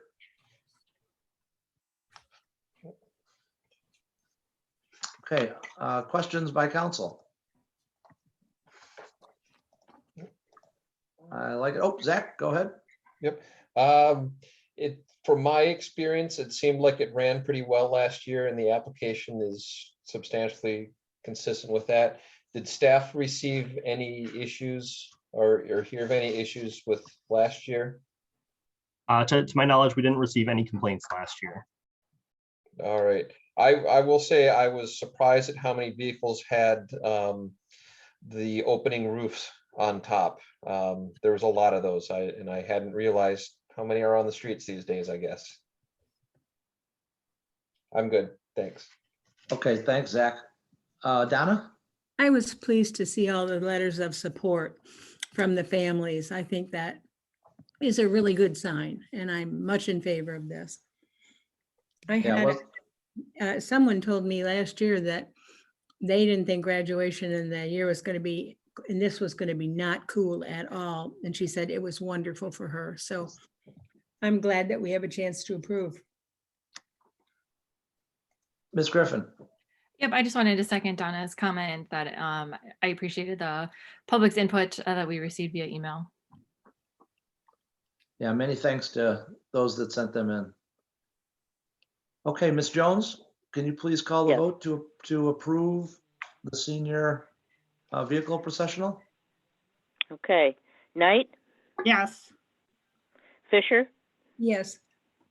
Hubbard, Yes. Michelle, Yes. Griffin, Yes. Cousins, Yes. Keo. Yes. Motion carries 7-0. Thank you. New business item L2. This is a potentially historic item here. Consideration of a notice of intent to issue capital improvement bonds for city offices. Is there someone that would like to make a motion? I'll make that motion. Ms. Fisher, okay. I'll second. Knight. Second by Knight. Thank you both. You're welcome. Justin, would you like to review the timeline, please? Sure. So there's a very brief timeline included on page 106 of your packet, and a more thorough timeline that was provided by Baker Tilly on page 113. So assuming the motion passes tonight to approve moving forward with the publication of the notice of intent to bond.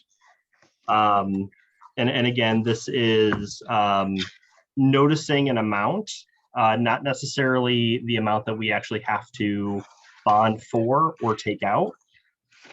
This just sets a limit for what we are able to go up to once we complete the referendum period. So tonight, council adopts the resolution of notice of intent. We then issue the notice in the paper, which gives residents a 45-day window to referendum the bonding process. Then at your May 24th meeting, you would consider a bond authorizing resolution, which is what actually allows us to go out for sale for the bond. Assuming that gets adopted, then it'll take about 3 weeks to go through the sale process.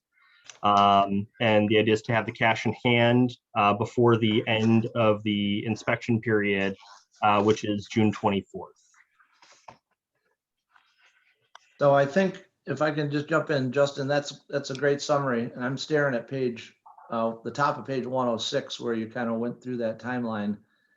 I think it would be my intent for council to have a couple of discussion items, leading up to that as the information comes in from Partners in Architecture prior to that prior to that May 24th actual adoption date, so that we can discuss the information, see who's comfortable with, either all bonding, all of it, or some in cash, some in bonds.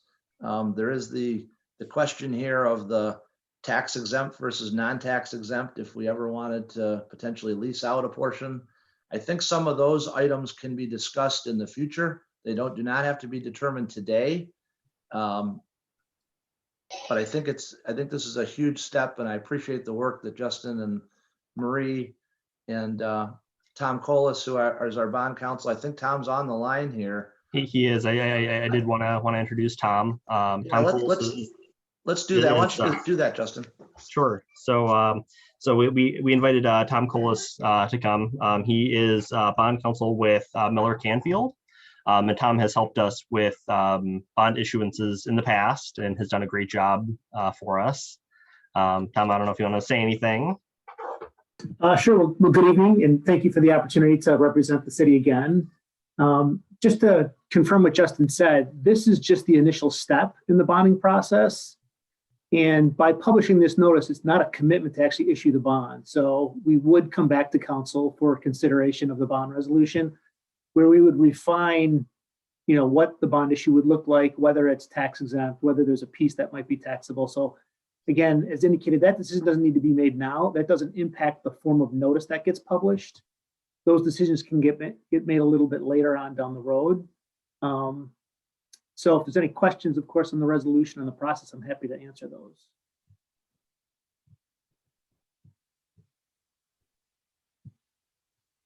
Thanks, Tom. Thanks for joining us tonight as well. Good to see you. Sure, good to see you too, Sean. Paul, I see your pencil. Sorry, Jen, click over and find it. Tom, this is not a commitment.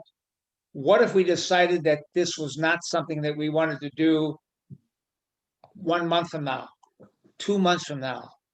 Tell me what that effect is by this resolution we have in front of us now. Yeah, so there's no obligation at all to issue bonds by publishing the notice, and the notice doesn't have a sunset on it. So there isn't a time frame for which you have to issue bonds pursuant to the notice. So, this could be a 2021 project. It could be a 2022 project. It's up to council to make that determination as to the ultimate timing in the next step. So this doesn't bind you to any type of issuance or timing associated with that. Okay. And to tag along onto that, Paul, if council in the next month decided that it didn't want to move forward with the issuance of the bonds, you would just not adopt the bond authorizing resolution. Okay, I'm not suggesting that. I just wanted to clarify. No, it's a good question, Paul. And the key part of this, and the reason I think it's in front of us early here, is that there is a 45-day referendum period. And because we committed to 120 days on our purchase agreement, right, we've got to allow that to behave and fit in. So I appreciate all the questions on this because we haven't done this in a while. Can you clarify what is the signature requirement then for the 45 days? Is it the same as any other proposal that we have? Because that was a fairly high number. What is the number now that we have to somebody would have to do that? I believe per charter it's 5%. Okay. Good Which question, is, Paul. we got a round figure? Oh, I can do that quick math for you. Hold on 1 second. About 150 or 160. Yeah, okay. Yep. Thank you. I remember Jamie talking about, just the regular getting something on it before, and it was much higher than that. So thank you very much for. Yeah, I would maybe double check that. I kind of remember, I remember 10%, but maybe it might have been 5% for an ordinance and 10% for the charter amendment. But then I know the bond resolution, I don't know that that's specifically called out in the charter.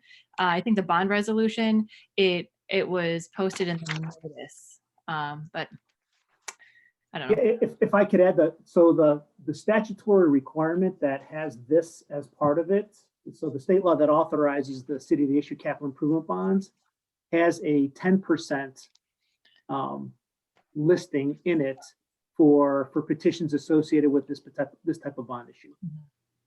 Thank you, Tom. Okay, so that doubles the number then. It's not 5%, it's 10%. So it's closer to 340 or 320, somewhere in that range. Mhm. Thank you. Zach, I see you have your hand up. Thanks for waiting. Yep. I just wanted to clarify, I thought I heard this in here, that our go, no go is the adoption of bond authorizing resolution. Is that correct? Correct. That is correct, yes. All right, which we've got listed here as May 24th. Does anyone know when we'll know what the millage rate necessary to support this would be? We can do that math. All We right. can have it as early as the next meeting. All right. I suppose these would be questions for the other one too, but the current debt level for the city And the available debt that we've got would be another good part of that discussion. And also, I know we've touched on it in the past, but if my understanding was that there's voter approval for a millage to pay for bond sales, that it didn't count against the debt in some cases. So that would be good to have that included in there.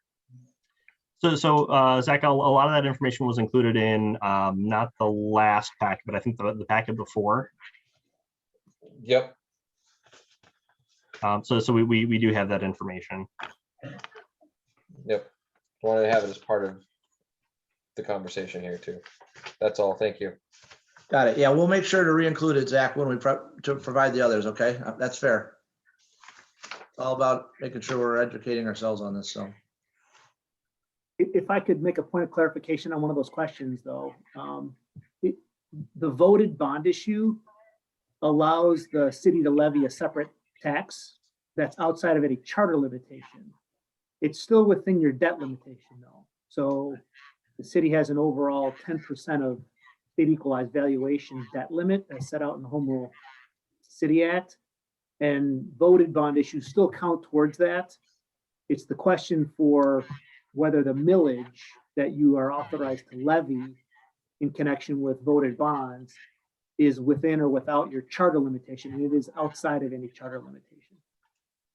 All right. But there were some sort of bonds that if they were voted for, and I forget exactly what creation was that didn't count against it. But Yeah, that's a really good point. So revenue bonds, Yeah, if the city were to issue revenue bonds, and the city does have certain outstanding revenue bonds, almost up to 4 million, those don't count towards the debt limitation because they're paid from a specific enterprise fund.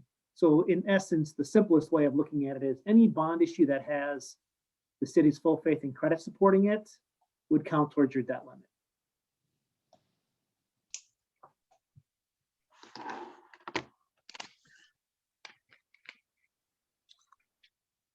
Okay. Zach, all set? Yep. Thank you. Okay, I'm not seeing any other. Oh, Jamie? Yep. Sorry, can I ask one more question about that? Sure you can, sure. So the city has some, we're at some millage rate right now, whatever it is. And there's some cap that we could go up, per our charter, that we could go up to without asking voters for approval. But this bond, Zach asked, what millage is required to support it. So this bond would increase that some amount. As long as it doesn't go above what our charter cap is, we don't go ask the voters. But a separate millage request, that's something outside of that limit specified by the charter. But all that money counts against our total debt limit. Is that right? Yes, but there's variations on it. We don't necessarily have to, Jamie, increase our general fund millage rate to pay for this bond. I think what Justin is going to show is depending on whether, let's assume that we do the bond for a second, just for the purpose of your question. Mm-hmm. If we were to sell the 2.5 million, the next decision becomes, do we pay for that over 10 years, 20 years? Okay, it's probably one of those two terms. Mm-hmm. Depending on the term that we select, it's going to create a payback per year, right? So just round figures, 2.5 million over 10 years is at least 250,000 a year plus the interest component, right? So it's going to be somewhere, I'm guessing, around 300,000 a year. Just for use my example, you following me? Mm-hmm. Yep. Okay, if it was over 20 years, 2.5 million divided by 20 would be 125,000 in principal, roughly, plus the interest component. Now, they play games with the principal and the interest. Sometimes you have more principal in the later years and some in the upper years, but they generally average the same payment out, or most of the time that. There's ways around that, but assuming we choose the amount and the term, it's possible that we can fit that in our current budget without raising the general fund millage. Gotcha. Okay, and that's why earlier I said I'd like to start the discussions as it relates to our budget and how we might choose to pay for this, I'd like to have that continued discussion in April before we get to May 24th, so that council is familiar with those scenarios. Justin can work with our friends at Baker Tilly and Tom Colas as needed to put those various scenarios together. Does that make sense to everyone? Because I think it's important. We're gonna need, at some point, we're gonna need to choose, the term, and whether we bond for all of it or pay for cash for part of it. I think those discussions need to continue at the next council meetings after we start the clock tonight. Yeah. Thanks, that was helpful. So You're takeaway welcome. is, this doesn't necessarily equate to a tax increase, depending on how what. That's right. It could. I mean, we could. That's one way that's the option I didn't cover. We could increase the rate within our Headley amendment or Headley allowable, general fund cap, if you will, but we don't have to. Yeah, Okay. thanks. And I see I lost video, sorry. How about that? If I could That's add just a okay. point of clarification, regardless of whether the city wanted to increase taxes or not to pay for this, if you issue bonds, it will count towards the debt limit. Right. Regardless, so. Right. Thanks, Tom. Appreciate that. Okay, Ms. Jones, please call the vote. Yes. Cousins, Yes. Knight, Yes. Hubbard, Yes. Fisher, Yes, Michelle's, Yes. Griffin, Yes. Keo. Yes. Thank you, everyone. I think that's a huge step and a good one. Appreciate the conversation on it. Tom, thanks for joining us for the meeting tonight. My pleasure. Thank you. Have a good evening. Thanks, Tom. You as well. Justin, thanks for all the information there. New business item L3, consideration of the Partners in Architecture proposal for the building condition assessment for 3515 Broad Street for an amount not to exceed 5,400. I'll move that. Knight. Thank you. Moved by Knight. Is there another hand or pencil or anything, please? I'll second. Thanks, Jamie. Second by Griffin. Okay, Justin? First, we had seen a prior proposal from Partners in Architecture to work on options and strategies for doing things like adding an elevator, determining where the front counter should go, basically what it would take to make the space move-in ready. This proposal is to actually do the building inspection piece of it, where they'll go through and verify the whether or not the structure is sound, look at the mechanical equipment, do a full building inspection and provide us a report of what they find.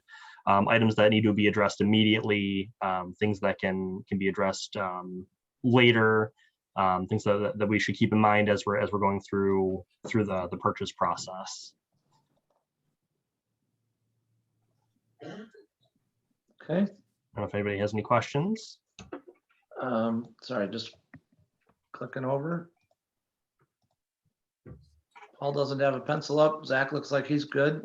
Oh, hand up, Zach, sorry. Yep. Do we know when this will be available back for a council? So David indicated that he could start as soon as the middle of this week. So I don't know offhand exactly how long he said it would take to complete, but I think it's a pretty quick turnaround. All right, thank you. Thanks, good question. Yeah, I think I read somewhere that they might be able to start this week, right? Is that what you said, Justin? Correct. Yeah, great. Okay, I'm not seeing any other hands up. So Ms. Jones, please call the vote to approve the proposal from our Partners in Architecture for the building condition assessment for not to exceed 5,400. Okay, Knight, Yes. Fisher, Yes. Griffin, Yes. Cousins, Yes. Hubbard, Yes. Michelle's, Yes. Keo. Yes. Motion carries. Thank you. New business item L4 is a consideration of the purchase of a new wood chipper from Bandit Industries for an amount not to exceed $42,237.04. I'll make that motion. Motion by Fisher, Support. second by Cousins. Thank you both. I'll give either Dan or Justin a chance to say something if they would like to. Otherwise, council questions, if you have them. First, so this is for the purchase of a wood chipper for our DPW. This is the machine that they drag along behind the back of the truck and blows wood chips into the back, and then they take the wood chips over to the wood chip pile and dump them and get back out there. And sometimes it takes them a day, sometimes it takes them 2 days to get through all of the branches throughout the city during the summer.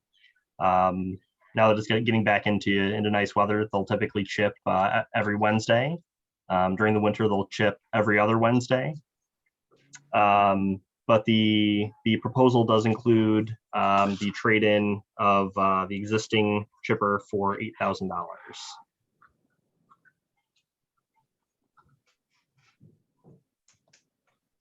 Ms. Griffin. Yeah, I have two questions. One is, so I know when we've seen these things come up in the past, they say, oh, this is part of the equipment replacement fund, like it's sort of a planned replacement. Is it, I mean, and I know we just approved the truck a couple meetings ago, and it sounded like that one was in disrepair. Is this wood chipper in disrepair? What happens, like the vehicle and like other equipment we have, it comes a point when it costs more to keep them maintained and up. This piece of equipment is very important to the city of Dexter. Not only do we use it on Wednesdays, we've used it on the tornado. We went over, Chelsea came over and helped us with the tornado cleanup. We've helped Chelsea. I think like I said, it's a very important piece of equipment. We don't usually look to trade things in until it starts costing us thousands of dollars to try to keep them maintained. This thing's been, 18 years. It's been put through the ringer, and we just put more money into it just this week to get it running a little bit better. So that's what we try to do. We try to make sure that we get 100% out of everything that we have. Okay. Before we trade them in. I also like to add that I know that we can get more money than $8,000 trading this in if we were to sell it in the open market. Not to keep going back on that, but I know that that it would be worth more. We get more than that than what we're going to get for a trade-in. Thank you.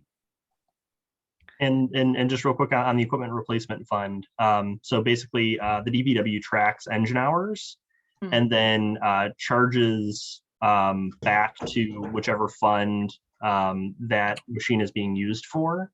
And then basically money gets set aside into the equipment replacement fund. So that way we do have a plan to maintain and replace equipment as those replacements come due. Okay.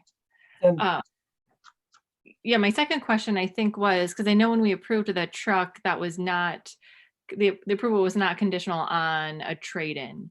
But this specifically mentions the trade-in, and I guess it wasn't clear to me. I know we discussed this, the idea of bartering in place of putting these things to a vote at I think our last work session.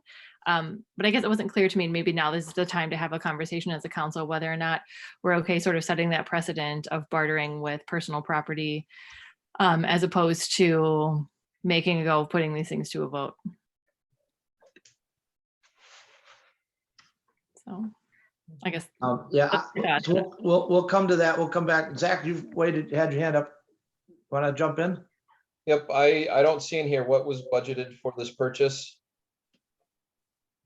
I believe it was $48,000. I think is what was budgeted.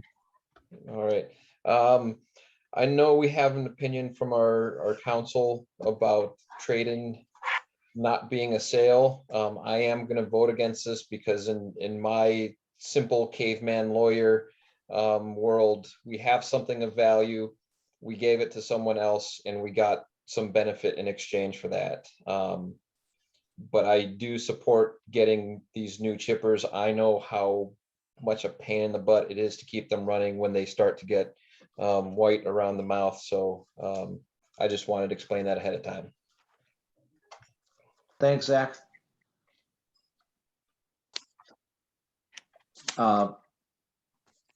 Okay, Jamie, you have your hand back up? Yeah, is that okay? Yeah, sure. Yeah, I think just to follow up with that, I think, I mean, if we budgeted 48 and if it would be 50 without the trade-in, I mean, I think I would rather, I guess, figure out what to do with the piece of equipment than set the precedent of doing a trade-in. So maybe I feel the same way that I would, it sounds like we need this new piece of equipment. I'm happy to support the purchase of a new piece of equipment, but I don't like that the bartering thing is wrapped up in it right now. Do you only like that because I used the land thing as an example at the workshop? I think it's an interesting point that you brought that up. So maybe you have more clarity to bring to that. But I mean, I guess two things. I mean, you know, as somebody who, you know, circulated that petition and it, you know, that was not our original intent. At the same time, it was written that way in the ballot language. The ballot language. Yes, thank you. Yeah, no problem. So I guess I'm sort of torn between, you know, wanting to write something that I think wasn't, you know, the way I had wanted it to be intentionally, but also respecting the vote that the voters made and not trying, you know, something that might seem like a sneaky workaround, I guess. That's sort of what I'm trying to balance the two. That, yeah, my personal preference is that it, you know, personal property would not have been wrapped up into this, that we would be free to get, you know, actual value, you know, the real value out of this equipment. And if there's some way that you demonstrate to the voters, you know, if now we have a truck and then we'd have a wood chipper, I don't know if we're looking, I know our next regular election is, you know, sometime away, but if we were to be considering something in the future for the fire station or, you know, I know that's not been decided, is this something that we take these two pieces of equipment and just to illustrate to the voters, this is what this looked like, you know, this is what you voted for, this is what this looks like. You know, are you guys happy with that? And then we would consider whether or not there's a remedy to that or not. Thank you. Wah? I guess to build off of that, the balance I would like to find is between like balancing what Jamie's just stated was not the intent behind that language and holding up essential functions of government and wasting money.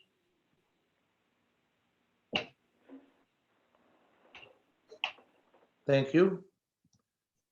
So yeah, I brought it up, Jamie, as a thought-provoking thing, but not as a real trouble starter at the workshop. I think the bartering when it comes to the trade-in is acceptable and not something that necessarily translates that way.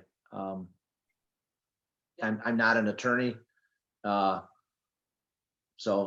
you know, I'm not saying that, but I think this is a very common thing that we're doing here and does not in any way go against the vote that the people took when they made the charter amendment personally. So.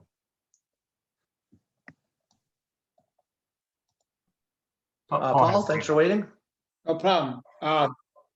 Well, I've only had a few conversations. I didn't survey the community. Had a few conversations with people that I was pretty sure had voted for the amendment, and it was passed. And when I asked them about the sale, they didn't have a clue that was part of it. You know, that they couldn't sell a piece of property that was obsolete and they could make more money. So I guess I come back to the philosophy that I have a higher responsibility as a council member to get the best value I can and the best price I can for the citizens of this city. And if it's that versus whether we follow the letter of the law or the intent of the law, I think I'll win that battle most of the time. I don't think anybody thought that the bartering thing was going to be a problem. I don't think they thought the sale thing was going to be a problem, but what they were voting against was the issue that brought this to the height of this community and future sales of public property. And I've said publicly and told people that I am very interested in still having that on the a ballot issue if we decide to sell public property. It's there, we voted on it. I would not go against that. But I think this was just a minor detail that didn't get thought out properly. That's my opinion. I think other people have said that to me. They didn't know what they were voting for on that issue. They did on the big issue, but not that issue. And so I have no problem at all about voting yes on this and get the chipper here and saving the city money. I would have liked to have saved us more money. Thanks, Paul. Okay, looks like everybody's had their say here. Ms. Jones, we have a motion by Fisher, second by Cousins, I believe, to approve the purchase of the wood chipper. If you please call the vote. Okay, Hubbard, Yes. Michelle's, No. Knight, Yes. Cousins, Yes. Griffin, No. Fisher, Yes. Keo. Yes. So I think the motion carries 5-2 if I was counting right. Correct. Okay, thanks, Ms. Jones. Okay, so last new business item, L5, consideration of posting of meeting recordings to the city's website. If there's a way to get a motion, I'd like to then turn it over to Councilmember Griffin, who asked for the item to be on the agenda. Maybe she wants to make the motion. Yeah, sure. I'm happy to motion that we begin, that I guess I would want the motion to be that we upload any past public meetings that we currently have access to. I'm guessing via Zoom since March or whenever that was. And also any future meeting recordings as they are created to the website. Okay, motion by Ms. Griffin. Is there support for that? Support, Michelle's. Support by Zach. Thank you for seconding that. Ms. Griffin, I'll turn it back over to you to make any comments you want beyond what you just made as part of the motion.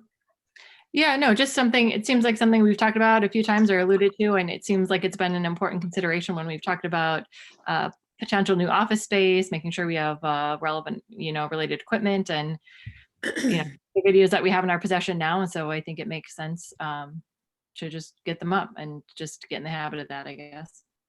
And again, all Zoom meetings and stuff for any meeting or workshop that we've had from March 24 going forward. Yeah, I would be in favor of that, but I'm happy to hear discussion. Okay, Ms. Fisher? Yeah, I'm in favor of posting, but I want to know who's going to do the recording. Also, I'd like to know how it's going to get posted. I don't want to refer something to YouTube. To me, that's not professional, and that's not how I'd like to operate. So what I really want to know is just a few more details about what we're going to do. I personally think that council meetings would be adequate because that's the only place that we make decisions. We chitter chatter about this and maybe we should do that. But when it gets down to it, it's really the council meeting where the business takes place. So I think that's excessive to do it beyond council meetings. That's my opinion. And I'm done. Okay. Alex? Yes, I do think it's really important to post those meetings online, and I'd fully support that if that isn't going to be any sort of burden on the website. I do know that those file sizes can get really big. So if that would inhibit it, I would definitely be worried. But moving forward with these recordings, I do understand that the council rules say that is acceptable for the meetings to be recorded. But just going forward, I think it could be good to give the public just like a little heads up, this meeting is going to be recorded if we choose to record it, and that will be uploaded to the website, just so everyone is aware. Fair point, my friend. Thank you. Ryan, I do see your hand. I'll give you a chance in a second. Just let me get through council comments. Please. I like that Donna brought up the point about like professionalism of doing this. And I think that that's definitely relevant for when we're back in person. So, and I'm all for posting tonight's meeting tomorrow and all of the meetings that we've had previous tomorrow as well. But I guess right now we can say anything that's been on Zoom, and that's easy enough, and that we know is in a professional format. But before we approve something for going forward, I would want more details about like what that would look like in an in-person setting, I think, just to make sure we're doing it well so that it's actually useful for people. Good point. Zach, back to you. Yep, I've been tripping on this for a while, maybe going back 4 years or now. So my experience with it is I started broadcasting and recording public meetings way back in 2009 when I was with the Steuben County Plan Commission. We did it for the Plan Commission there and the Board of Zoning Appeals, as they call it. As mentioned by Student Rep Gilbert, one of the reasons why most municipalities use a commercial service, be it YouTube or live stream or something like that for the posting of the videos, is that it's taking up space on their servers, not on our servers. And so you basically just have a link from your website to there. I'd rather have the information there than worry about it being too slick. I know there are some communities that they have really there's a person that's basically dedicated to it. I'm okay with us starting in the pool and improving it in the future. And that's all. Thanks, Zach. Okay, so let me just clarify for a second, then I'd like to take the public comment here on this.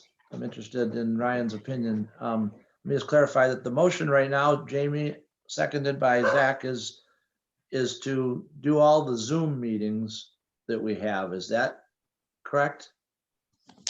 Yeah, maybe that wasn't clear, and I'm happy to amend it. I figured with ease of access, we have all these recordings that are on Zoom, and any, I guess, future Zoom recordings until we go. I think Waz's point is a fair point that there might be additional details to work out. Well, I think that if we're lucky enough to have a place of our own in the coming months, whatever that may be, I know that Justin has thought about, having the equipment to be able to do that for an in-person meeting, should and whenever we get back to that point, which means we would be able to somewhat control the production of that, I would think. I do think Zach's point about storage on a commercial site is important. I don't want to bog down whatever our file server size is or whatever that is. Okay, so just wanted to clarify the motion right now, for now, is the Zoom meetings that we're doing. I do have one other clarification question. City council versus all boards and committees. I think Jamie's motion was for all Zoom meetings, right? Correct, Jamie? Yes. No, City council plus other boards and workshops. Yes. Yep. Okay. Bella?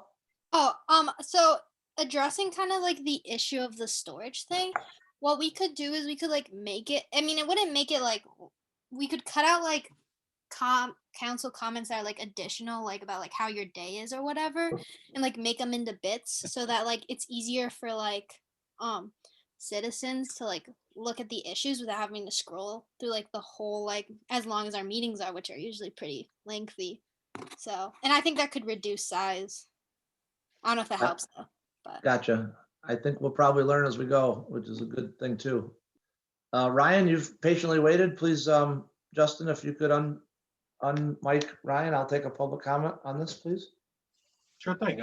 Thank you, everybody. My apologies. I was intending to speak about this during the non-arranged participation later, and then it came up on the agenda. But in thinking about the recordings for council, I am in support of us finding a way to do so. While I don't necessarily know about what's going to be the most professional, I do know that Vimeo, which is another video hosting site, I want to say per account there is like $20 a month. There are affordable options, I believe, to be able to host a lot of our content. Part of what I wanted to call in about was to check and see if anyone had looked at the initiative from Michigan Radio called this. It's a project called Minutes. They've been working with more than 40 cities in Michigan to make public meetings more public, and they've turned a lot of the video feeds from city council meetings across the state into podcasts that are really easy for people to listen to on Spotify. They're uncut, there are no ads. But the main thing is that they need to be able to have, some way, like, it's not just that we record the meetings, but if we set them up in a way that that makes sense, then the Michigan Radio folk can also do some of the work in providing it in different formats, giving it to other people, that I think will be a valuable service. I know that I also pay attention to Ann Arbor City Council work because I'm on organizations and I work in Ann Arbor, and it's really valuable to be able to scrub through pretty quickly at 2x speed to find things that are coming on. So my hope is that even once we're back in person, that we take some real consideration into affordable but reasonable ways that we can continue to record council meetings. I go back and forth on whether it needs to be all committees or just council. Honestly, I think that there are plenty of people who are interested in some aspects of some of our committee meetings that don't necessarily have availability through the week to be able to come to a session. Figuring out how we can increase public engagement that way seems like something that's worth experimenting with. And just because we are using Zoom now with all of us remote doesn't mean that we couldn't still broadcast the in-person meetings on Zoom. It would just need, a little bit of thought and engineering, of which I'd be happy to help partner and find some folks to help do those things. I know that there's some folks at the Michigan Municipal League who are, old friends of council who are also working with other municipalities around this. So mostly just, support of you all figuring this out, understand wanting to delay things and figure out how to do it best. I will send a link to Justin about the Michigan Radio Initiative and how to get more information about that. But I felt like it was something that you all would love to be aware of, just to see what some of our other sister communities are getting into. Thank you. Thanks, Ryan. Appreciate your thoughts on that and attending the meeting tonight. Wah? I think Paul has his pencil up. And No, go ahead, Wah. I can go to either one. Okay, what your Go ahead, choice? Wah. I just wanted to sort of flesh out the idea of council versus council and all the boards. I'm not sure.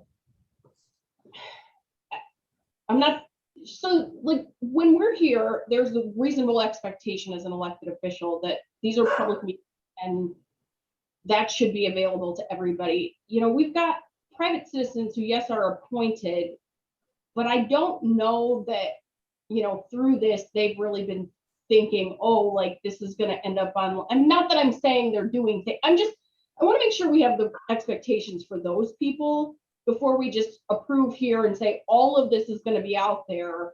I mean, we need to, I don't know. It's just, I don't know what I'm really trying to say here, but it's just something I'm thinking about. Well, we can start small if that's, and see how it goes. I mean, we don't have to climb the tallest building on the single bound or whatever it is. I guess Paul? it's, Or Wah, keep going. Keep going. I guess it's sort of just like, I thought of it because I was thinking about the training that I did at the beginning of the newly elected training and how it made me think about how, all the FOIA stuff and all of that, I personally think it would be a good idea to at least have some sort of orientation for these people that are appointed to these boards and committees so that they understand from the beginning of their service, you know, what that means. I guess that's it. Oh, it's good. It's good. It's good to be thinking about all these angles. Paul, and then we'll go back to Zach. Well, personal story, my son graduated from Dexter High School in '83 after spent a couple years at Eastern and then being out west for 4 more years. He finally decided he'd come back and finish 2 more years at Eastern and graduate and changed his whole philosophy. He graduated in radio, TV, and communication from Eastern Michigan University, and Lucy Ann Lance was his mentor. At that time, most of us know Lucy Ann being on the radio and going through many years with her, hearing her voice. Through that, John spent then close to 23 years out west, working in the film and TV industry. So you can start somewhere, but we're way behind if we think that we're going to start something now. When Ann Arbor was doing it in the 90s, and that was his job. Working for Lucy Ann Lance was to do all the TV, all the recordings of the Ann Arbor City Council and the Ann Arbor Planning Commission. And so, you know, we're a little behind if we think that this is going to help us. There are a lot of people that watch that. I know that. I don't know what the percentage is, but it's not 100%. It's not even close to 50%. It's about, as I understand, it's less than 10% of the people watch that. But they have a cable, a dedicated cable that they can do that with in Ann Arbor. We don't have it. And I'm a little concerned that if we're going to use Venmo or YouTube or something like that, that's I'm just not sure of how I feel about that and the privacy and the control of that that's necessary. But I'm not necessarily in favor of I mean, against recording it. I want to know how it's going to be done. What are we doing with all the commissions or committees, or it's just going to be some of the main ones? City Council, Planning Commission, that's where the bulk of the matter decisions are made. If somebody else already mentioned that tonight. And I just don't know how many other people would want this to happen. I know Ryan listens to us religiously and gets on the Zoom meetings. I don't know how many other people do. The far majority of people think, well, don't do that. And once again, I'll repeat it again. I said it many times. I'll keep repeating it. In 20 years, or being on plus 20 years being on this council, I can count on one hand the number of people came to a budget workshop or to a hearing on the budget and said anything, period. Anything about how this city, previously village, was run and how much money we were spending or not spending in one area or another. I just don't know how many people have that interest. Maybe they have more than I think they do. I think I need that proved to me first. I'll vote for this if people think this is the wise thing to do, but I don't know yet the details of how this is going to work yet. Okay, Zach? For a very local context, I believe it was 2012 when I started broadcasting videos at Dexter Township. They use a commercial platform. I believe it's $500 a year. This is before the time of Zoom, so you had to get something hooked up. And they did it for the Township Board, for the Planning Commission, and the ZBA. And everyone was aware of that. Everyone knew it. I will tell you, as a staff member, I absolutely loved having it out there because people could see how boring it was and that there was no weird mischief or conspiracy stuff going on. I also loved it because it meant that our minutes could be a little less detailed because we had a permanent record of the meeting and the actual conversation. I actually had experience in Steuben County where we got to slap a video on the judge's desk, not literally, figuratively, and said, this is where the guy said he committed to doing the thing that he says he doesn't want to do now. So there are tremendous benefits of having it for all of these meetings from my experience. And it doesn't take that much staff time. When I was running it at Dexter Township, I was participating in the meetings and I was taking date stamps. It was maybe 15 minutes per meeting for me to do all of the prep stuff and all the back end stuff on that. So that's all I have to add. Thanks, Zach. Appreciate the experience on it. I think Mike has another job if we do this. Yep, that'd be another thing for Mike, right? Job security. All right, let me just clarify. So, Jamie, your motion was to do all Zoom meetings that we recorded for all of our meetings from March 2020 going, from that point in time to now, with a second by Michelle's. Is that correct? Right. Okay.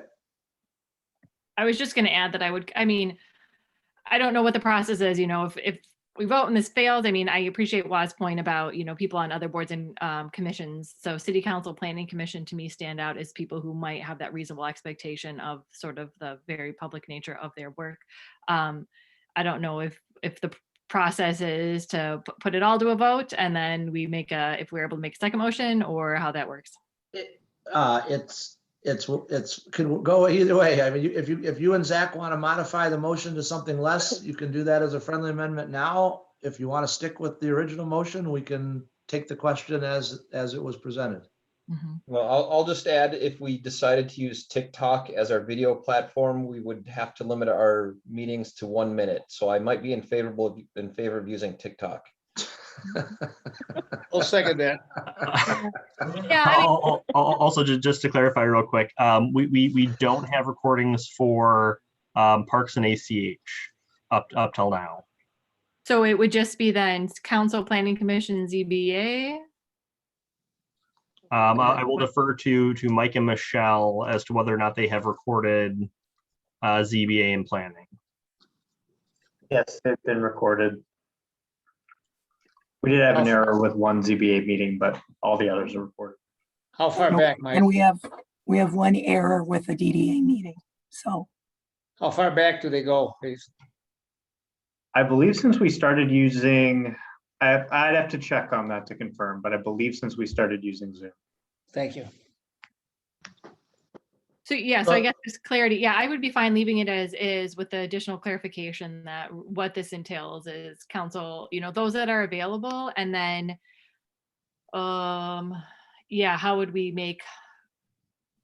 I'd be fine leaving up Parks and Rec and ACH out if Zach would be okay doing that. And then I agree to Waz's point of making some notification to those other boards. I don't know, maybe I'm just mucking it up. I'm not sure. No, I'm just trying to make sure everybody knows what we're voting on. Yeah. I mean, if it's the type of thing that we need more information, I would be suggesting, maybe we get the information and come back in April and do it. But if we're clear on what we're voting on and we think we're okay, I have no problem with that. Why? I would be fine voting. I would be fine, like I said, with putting council meetings up tomorrow and planning. Sure, yeah, there's a reasonable expectation there, but I do stand by what I said about the other boards. So and just also I wanted to just briefly say the interest thing, I think, is a little bit chicken or egg, because as Jamie said many times, like, there are people who might be interested who just can't be here right now. And I know there were times in the past that would have been me. So I'll just throw that out there. Okay, Jamie and Zach, do you want to do just planning and council at this point? Well, I heard a friendly amendment suggested for her own motion of removing arts, culture, and heritage in parks and recreation, and that is fine with me if that was a friendly amendment. Okay. Yeah, that's fine. Okay. All right, so the friendly amendment the motion with the friendly amendment is to put up all Zoom recordings that we have and from March 2020 going forward, or from March 20 to this point and then going forward, but we're excluding Parks and ACH.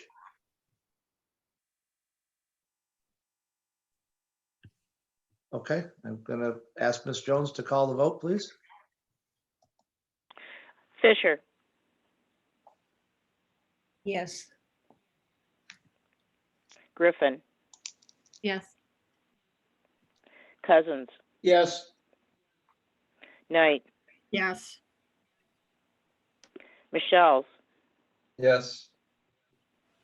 Hubbard, Yes. Keo. Yes. Motion carries. Thank you, everyone. We'll start council comments with our two student members. Bella, we'll let you go first tonight.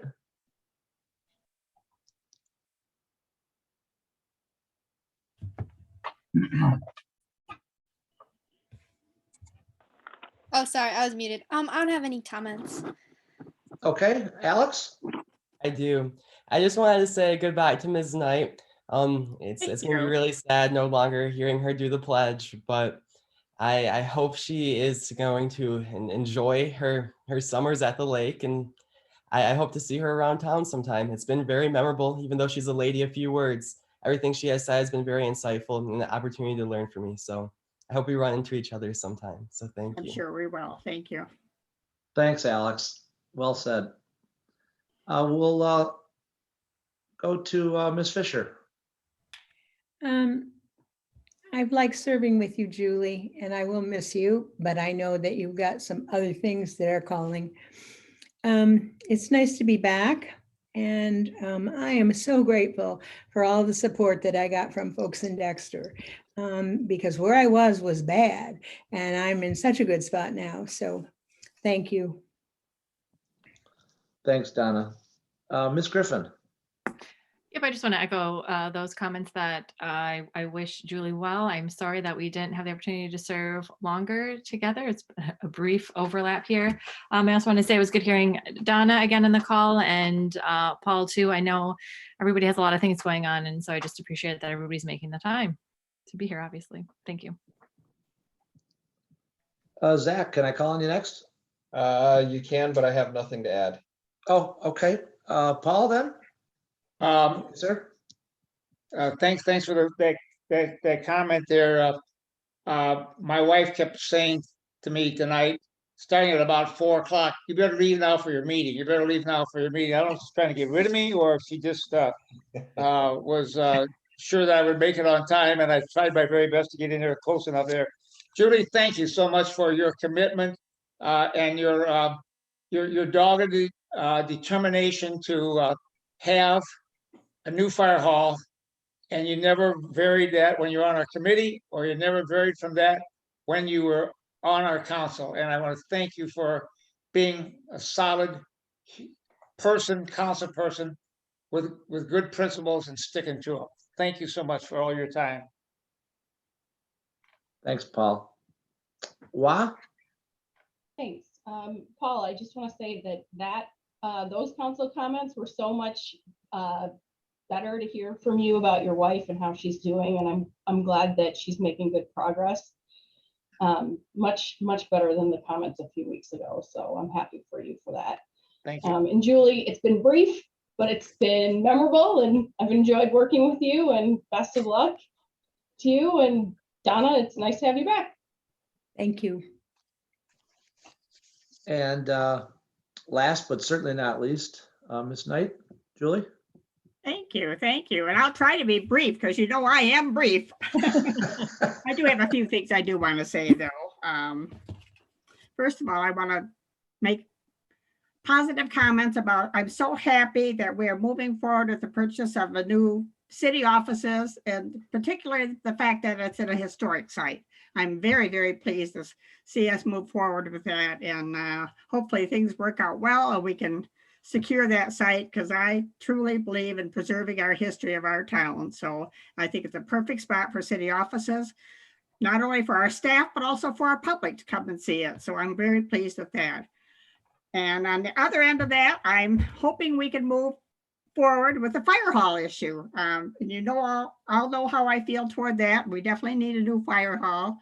When I look at what these poor firemen are dealing with and living in our existing hall, we definitely need an upgrade. We're a city now. We need to act like a city and upgrade our services to our public.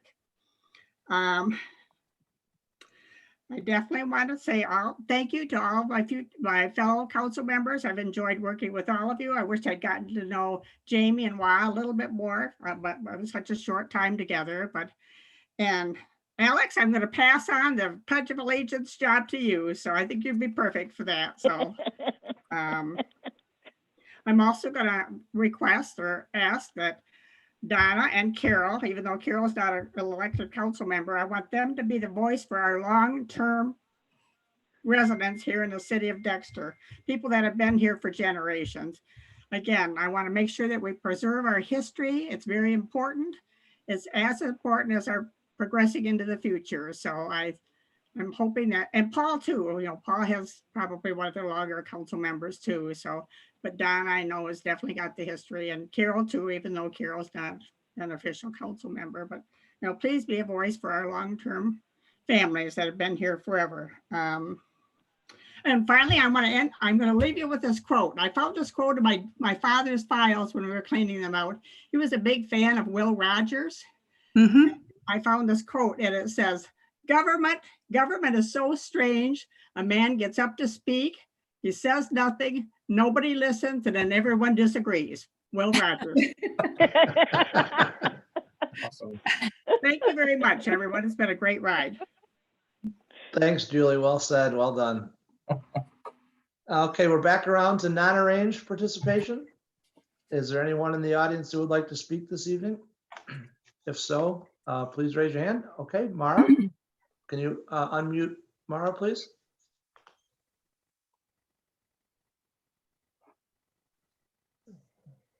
Yes, unmute.